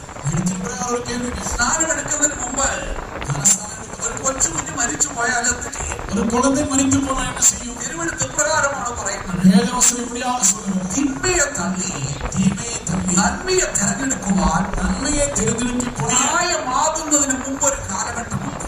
அதை തിരഞ്ഞെടുക്കக்கூடிയതാണ് ഒരു കാലം. ഒരു കൊച്ചു കുഞ്ഞിന് തിന്മയെ തള്ളി നന്മയെ തെരഞ്ഞെടുക്കുവാൻ പ്രായമില്ല. തീമയെ തള്ളി നന്മയെ തിരഞ്ഞെടുക്കக்கூடிய ഒരു വയത് പിള്ളേകൾക്ക് ഇருக்கு. തിന്മയെ തള്ളി നന്മയെ തെരഞ്ഞെടുക്കുവാൻ പ്രായമായി കഴിഞ്ഞാൽ തീമയെ വെറുത്ത് നന്മയെ തിരഞ്ഞു കൊള്ളக்கூடிய വയത് വന്ന പിற்பாடு അവൻ വിശ്വസിച്ച് ജ്ഞാനസ്നാനം സ്വീകരിക്കും. അവൻ വിശ്വാസിച്ച് ജ്ഞാനസ്നാനത്തെ എടുത്തു. എന്നാൽ തിന്മയെ തള്ളി നന്മയെ തെരഞ്ഞെടുക്കുവാനുള്ള പ്രായമായില്ലെങ്കിൽ തീമയെ വെറുത്ത് നന്മയെ തിരഞ്ഞു കൊള്ളக்கூடிய വയത് വരാതിരിക്കും. അവൻ സ്വർഗരാജ്യത്തിന് അവകാശിയാണ്. അവൻ പരലോക രാജ്യത്തിൻ സുതന്ത്രവാദി. അത് യേശു നമുക്ക് തന്നിട്ടുള്ള വാഗ്ദത്തമാണ്. യേശു നമുക്ക് തന്നിരിക്കുന്ന വാഗ്ദത്തം. അതുകൊണ്ട് ഒരു കൊച്ചു കുഞ്ഞ് സ്നാനപ്പെടാതെ മരിച്ചാൽ സ്വർഗരാജ്യത്തിൽ പോകും. ഒരു ചെറിയ കുഴந்தை ജ്ഞാനസ്നാനം എടുക്കാവിട്ടാൽ പരലോക രാജ്യത്തിൽ പോകും. എന്നാൽ തിന്മയെ തള്ളി നന്മയെ തെരഞ്ഞെടുക്കാൻ പ്രായമായതിനു ശേഷം അവൻ തീമയെ വെറുത്ത് നന്മയെ തിരഞ്ഞു കൊള്ളக்கூடிய വയത് വന്ന പിற்பாடு അവൻ വിശ്വസിച്ച് ജലസ്നാനം സ്വീകരിക്കാതിരുന്നാൽ വിശ്വാസത്തിൽ ജ്ഞാനസ്നാനം എടുക്കാതിരുന്നാൽ അവൻ ശിക്ഷാവധിയിൽ അകപ്പെട്ടു പോകും. അവൻ ആക്കിരക്കുള്ളാക തീർക്കപ്പെടും. അപ്പോൾ ആർക്കാണ് ജ്ഞാനസ്നാനം കൊടുക്കേണ്ടിയിരിക്കുന്നത്? யாருக்கு ஞானஸ்தானம் கொடுக்க வேண்டும்? അത് തിന്മയെ തള്ളി നന്മയെ തെരഞ്ഞെടുക്കുവാൻ പ്രായമായവർ. தீமையை வெறுத்து நன்மையை தெரிந்து യേശുവിനുള്ള വിശ്വാസം ഏറ്റുപറയുവാൻ പ്രാപ്തിയുള്ളവർ. യേശുവിൻ மீதுள்ள വിശ്വാസത്തെ അറിയിക്കக்கூடிய നബർ. രണ്ടാമത് ജലസ്നാനത്തിന്റെ യോഗ്യത എന്ന് പറഞ്ഞിരിക്കുന്നത് തന്റെ ജ്ഞാനസ്നാനത്തിൻ തകുതി. അപ്പോസ്തലപ്രവൃത്തി 2-ാം അധ്യായം 38-ാം വാക്യത്തിലേക്ക് വരുമ്പോൾ അപ്പോസ്തലർ 2-ാം അധികാരം 38-ാം വചനത്തിൽ വാസിക്കുന്നു. മാനസാന്തരപ്പെട്ട് നിങ്ങൾ മനം തിരുമ്പി നിങ്ങളുടെ പാപങ്ങളുടെ മോചനത്തിനായി പാപ മன்னிப்புக்கென்று ഓരോരുത്തരും യേശുവിന്റെ നാമത്തിൽ സ്നാനമേൽക്കുവിൻ. ഓരോരുവനും യേശുവിൻ നാമത്തിലെ ജ്ഞാനസ്നാനം. ഒരു വ്യക്തി ജലസ്നാനം സ്വീകരിക്കും മുമ്പ് ഒരു നബർ ജ്ഞാനസ്നാനം എടുപ്പதற்கு മുൻപാக അവൻ പാപങ്ങളെ ഏറ്റുപറഞ്ഞുപേക്ഷിച്ചും മാനസാന്തരപ്പെട്ടവനായിരിക്കും. പാവങ്ങളെ അറിക്കയിട്ട് വിട്ടുവിട്ട് അവൻ മനം തിരുമ്പിനോടായിരിക്കും. മാനസാന്തരപ്പെട്ടവർക്ക് മാത്രമേ ജലസ്നാനം കൊടുക്കാം. മനം തിരുമ്പിനാൽ മാത്രമേ ജ്ഞാനസ്നാനം. മാനസാന്തരപ്പെടാത്തവർക്ക് ഒരിക്കലും സ്നാനം കൊടുക്കാം. മനം തിരുമ്പാതവർക്ക് ജ്ഞാനസ്നാനം കൊടുക്കക്കൂടാ. അപ്പോൾ സ്നാനം എങ്ങനെയാണ് കൊടുക്കേണ്ടത്? സ്നാനം എങ്ങനെയാണ് കൊടുക്കേണ്ടത്? ജ്ഞാനസ്ഥാനം എപ്പടി കൊടുക്ക வேண்டும்? പലരും ഇന്ന് പല വിധത്തിലുള്ള സ്നാന ശുശ്രൂഷകളൊക്കെ നടക്കും. പലരും പല വിധത്തിൽ இந்த ஊழியத்தை செய்கிறார்கள். അതിലെ കുറച്ച് വെള്ളം തളിച്ച് സ്നാനപ്പെടുത്തുന്നതായി കാണുവാൻ സാധിക്കും. തണ്ണീரை തെളിத்து അതിന് നിമിത്തം ജ്ഞാനസ്ഥാനം സ്നാനം എന്നുള്ളതിന് ഇംഗ്ലീഷിൽ ബാപ്റ്റിസം എന്ന വാക്കാണ് ഉപയോഗിച്ചത്. ജ്ഞാനസ്ഥാനം എന്ന് சொன்னால் ബാപ്റ്റിസോ എന്ന വാർത്ത കൊടുക്കപ്പെട്ടു. ബാപ്റ്റിസം എന്ന വാക്കാണ് ഇംഗ്ലീഷിൽ കൊടുത്തിരിക്കുന്നത്. ബാപ്റ്റിസം എന്ന വാർത്ത ഇംഗ്ലീഷിൽ കൊടുക്കപ്പെട്ടു. ഈ ബാപ്റ്റിസം എന്ന ഇംഗ്ലീഷ് വാക്ക് ഉണ്ടായത് ബാപ്റ്റിസം എന്ന വാർത്ത ബാപ്റ്റോ എന്ന ഗ്രീക്ക് പദത്തിൽ നിന്നാണ് ഉണ്ടായത്. ബാപ്റ്റോ എന്നതാണ് ഗ്രേക്ക് പദത്തിൽ നിന്ന് ഉണ്ടായത്. ഈ ബാപ്റ്റോ എന്ന ഗ്രീക്ക് പദത്തിന്റെ അർത്ഥം ബാപ്റ്റോ എന്നതാണ് ഗ്രേക്ക് പദത്തിന് അർത്ഥം മുക്കുക അഥവാ മുങ്ങുക എന്നുള്ളതാണ്. മുഴുകുകൾ.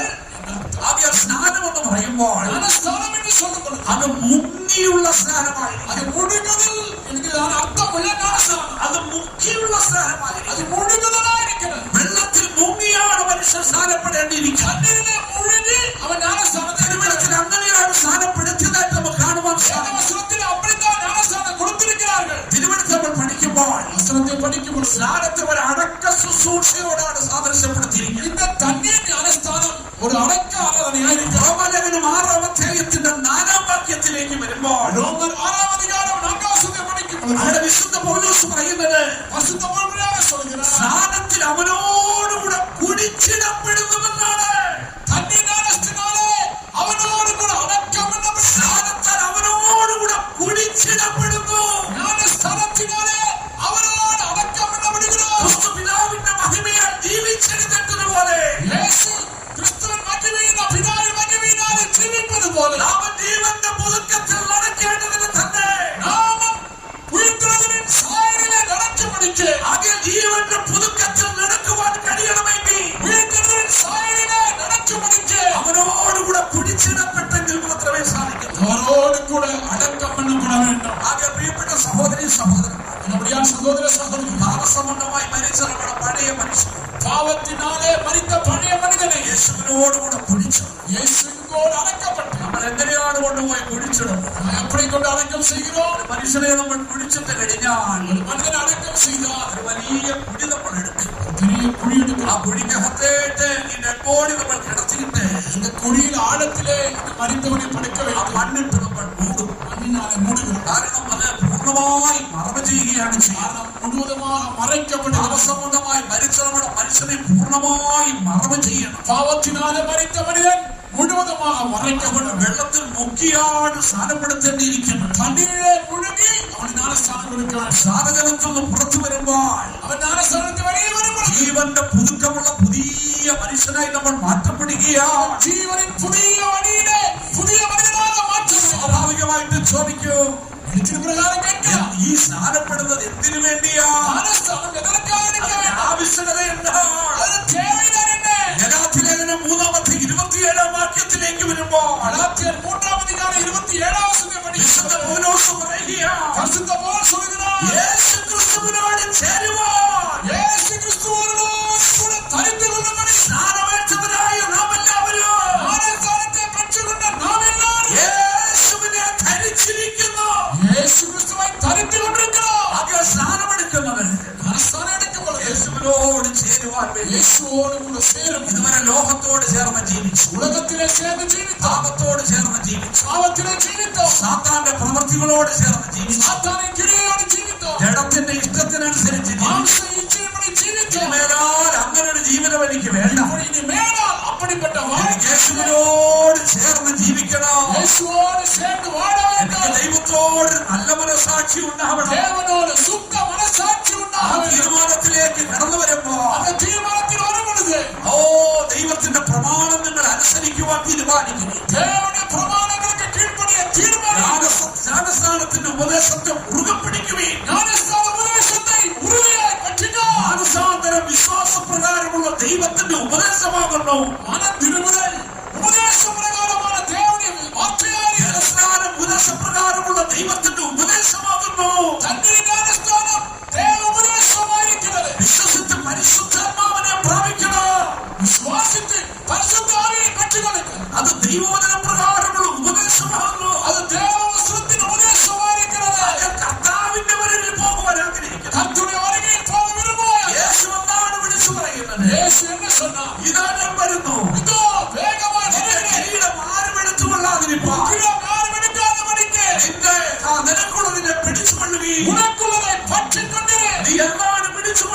எதை பிடிக்க வேண்டாம். നീ യേശുവിന്റെ നാമത്തെ മുറുകെ പിടിക്കുക. இயேசுவின் நாமத்தை உறுதியாய் பிடிச்சுக்க. നീ വിശ്വാസപ്രകാരമുള്ള ഉപദേശങ്ങളെ മുറുകെ പിടിക്കുന്നവരായി. உபதேசத்தை உறுதியாய் பிடிச்சுக்க. നീ മാനസാന്തരപ്പെട്ടവനായിരിക്കും. நீ மனம் திரும்பி ജലസ്നാനം സ്വീകരിച്ചവനായി. ஞானஸ்நானம் எடுத்து പരിശുദ്ധാത്മാവിനെ പ്രാപിച്ചവനായി. சுத்தாவினை பெற்றுக்கொண்டு ലോകത്തിൽ വിശുദ്ധിയോടും വേർപാടോടും കൂടെ ജീവിക്കുന്നവനായി. உலகத்திலே பரிசுத்தத்தோடு வேறுபட்டு ஜீவித்தார். അങ്ങനെ കർത്താവിന്റെ വരവിന് വേണ്ടി കാത്തിരിക്കുന്നുവെങ്കിൽ இப்படி ஆண்டுடைய வருகைக்காக காத்திருப்பாயாக. അതുപോലൊരു ദിവസം നമ്മുടെ കർത്താവ് യേശുക്രിസ്തു വെളിപ്പെടും. ஒரு நாள் கர்த்தர் வெளிப்படும் பொழுது കർത്താവിന്റെ കാഹളം മധ്യാകാശത്തിൽ മുഴങ്ങും. எக்காலம் மத்தியவானத்திலே முழங்கும் பொழுது അവന്റെ വിശുദ്ധന്മാർ കാഹള ശബ്ദത്തിന്റെ രൂപാന്തരപ്പെടും. பரிசுத்தவான்கள் எக்காலத்திலே ക്രിസ്തുവിൽ മരിച്ച വിശുദ്ധന്മാർ ഉയർത്തെഴുന്നേൽക്കും. கிறிஸ்துவில் மரித்தவர் உயிரோடு எழுப்பப்படுவார். അവർ തേജസ്കരിക്കപ്പെട്ടവരായി സ്വർഗത്തിലേക്ക് കടന്നു പോകും. மகிமை அடைந்தவர்களாக பரலோகத்துக்கு கடந்து செல்லுவார். അവിടെ നമ്മൾ പിതാവിന്റെ സന്നിധിയിൽ ചെല്ലുമ്പോൾ நாம் பிதாவிடத்தில் செல்லும் பொழுது അവിടെ നമുക്ക് സ്വർഗരാജ്യത്തിന് എടുക്കപ്പെട്ട അവകാശങ്ങളും அங்கே பரலோகத்தில் அநேக ஆசீர்வாதங்களும் യെരൂശലേം എന്ന വിശുദ്ധകരം നമുക്ക് വേണ്ടി ഒരുക്കപ്പെട്ടിരിക്കും. புதிய எருசலேம் என்கிற பரிசுத்த நகரம் ദൈവതേജസ് നമുക്ക് വേണ്ടി ഒരുക്കപ്പെട്ടിരിക്കും. தேவ மகிமை ஆயத்தமாய் അനേക കിരീടങ്ങൾ നമുക്ക് വേണ്ടി அநேக ഒരുക്കപ്പെട്ടിരിക്കും. கிரீடங்கள் ஆயத்தமாய் രാത്രി നമുക്ക് നമ്മുടെ കണ്ണുകൾ അടയ്ക്കും. கண்களை மூடுவோம். ദൈവം നമ്മുടെ മുഴങ്കാലുകളെ മടക്കും. முழங்கால்களை மடக்குவோம். ഒരു നിമിഷം കർത്താവിനോട് പ്രാർത്ഥിക്കും. ஒரு நிமிடம் ஜெபிப்போம். കർത്താവെ അവകാശത്തിന് എന്നെ യോഗ്യനാക്കി തീർക്കണം. சுதந்திரத்துக்கு என்ன தகுதியாக மாற்று. ആ തേജസ്സിന് എന്നെ അവകാശിയാക്കി തീർക്കണം. மகிமைக்கு அவகாசியாக ആ மாற்று. കിരീടങ്ങൾക്ക് എന്നെ അവകാശിയാക്കി തീർക്കണം. பீடத்துக்கு நீ சொந்தக்காரனாக ആ സ്വർഗരാജ്യത്തിന് എന്നെ യോഗ്യനാക്കി തീർക്കണം. பரலோக ராஜ்யத்துக்கு தகுதியாக ഇന്ന് மாற்று. രാത്രി ഒരു വിടുതൽ നീ ആഗ്രഹിക്കുന്നെങ്കിൽ, இந்த ராத்திரியிலே விடுதலை ഇന്ന് രാത്രി സൗഖ്യം ആഗ്രഹിക്കുന്നെങ്കിൽ, சுகத்தை பெற்றுள்ள യേശുവിന്റെ നാമത്തെ ഏറ്റുപറയുവാൻ തീരുമാനിച്ചു. இயேசுவின் நாமத்தை அறிக்கையிலே അവന്റെ നാമത്തിൽ അത്ഭുതങ്ങൾ നടക്കും. நாமத்தில் அற்புதம் അവന്റെ നാമത്തിൽ രോഗികൾ സൗഖ്യം പ്രാപിക്കും. வியாதிகள் சுகமாகுகிறது. അവന്റെ നാമത്തെ മുറുകെ പിടിച്ച് നീ പ്രാർത്ഥിച്ചാട്ടെ. நாமத்தை உறுதியாய் பிடித்து ஜெபிப்பாய். ഉപദേശപ്രകാരമുള്ള പഥ്യവചനത്തെ മുറുകെ പിടിച്ചാട്ടെ. பிரகாரமுள்ள விசுவாசத்தை உறுதியாய் ആയസാദരത്തിന്റെ ഉപദേശത്തെ മുറുകെ പിടിച്ചാട്ടെ. மனம் திரும்புதலை பிடித்துக்க. ജലസ്നാനത്തിന്റെ ഉപദേശത്തെ മുറുകെ പിടിച്ചാട്ടെ. ஞானஸ்நானத்தை உறுதியாய் பிடித்துக்க. പരിശുദ്ധാത്മാവിന്റെ ഉപദേശത്തെ മുറുകെ പിടിച്ചാട്ടെ. பரிசுத்த ஆவியின் உபதேசத்தை உறுதியாய் കർത്താവ് യേശുക്രിസ്തു വരാൻ പോകുന്നു. இயேசு கிறிஸ்து வரப்போகிறார். അവൻ നമ്മെ കിരീടങ്ങളെ ധരിപ്പിക്കുവാൻ പോകുന്നു. கிரீடத்தை நமக்கு சூடப்போகிறார். നമ്മുടെ ജീവിതത്തെ നമുക്ക് ഒരുക്കി കൊടുക്കാം. வாழ்க்கையை ஒரு ஆயத்தமாக்குவோம். എന്റെ യേശു വെളിപ്പെടാറാ, എന്റെ ക്ലേശം തീർന്നിടാറാ, എന്റെ ആശ വിരമിടും.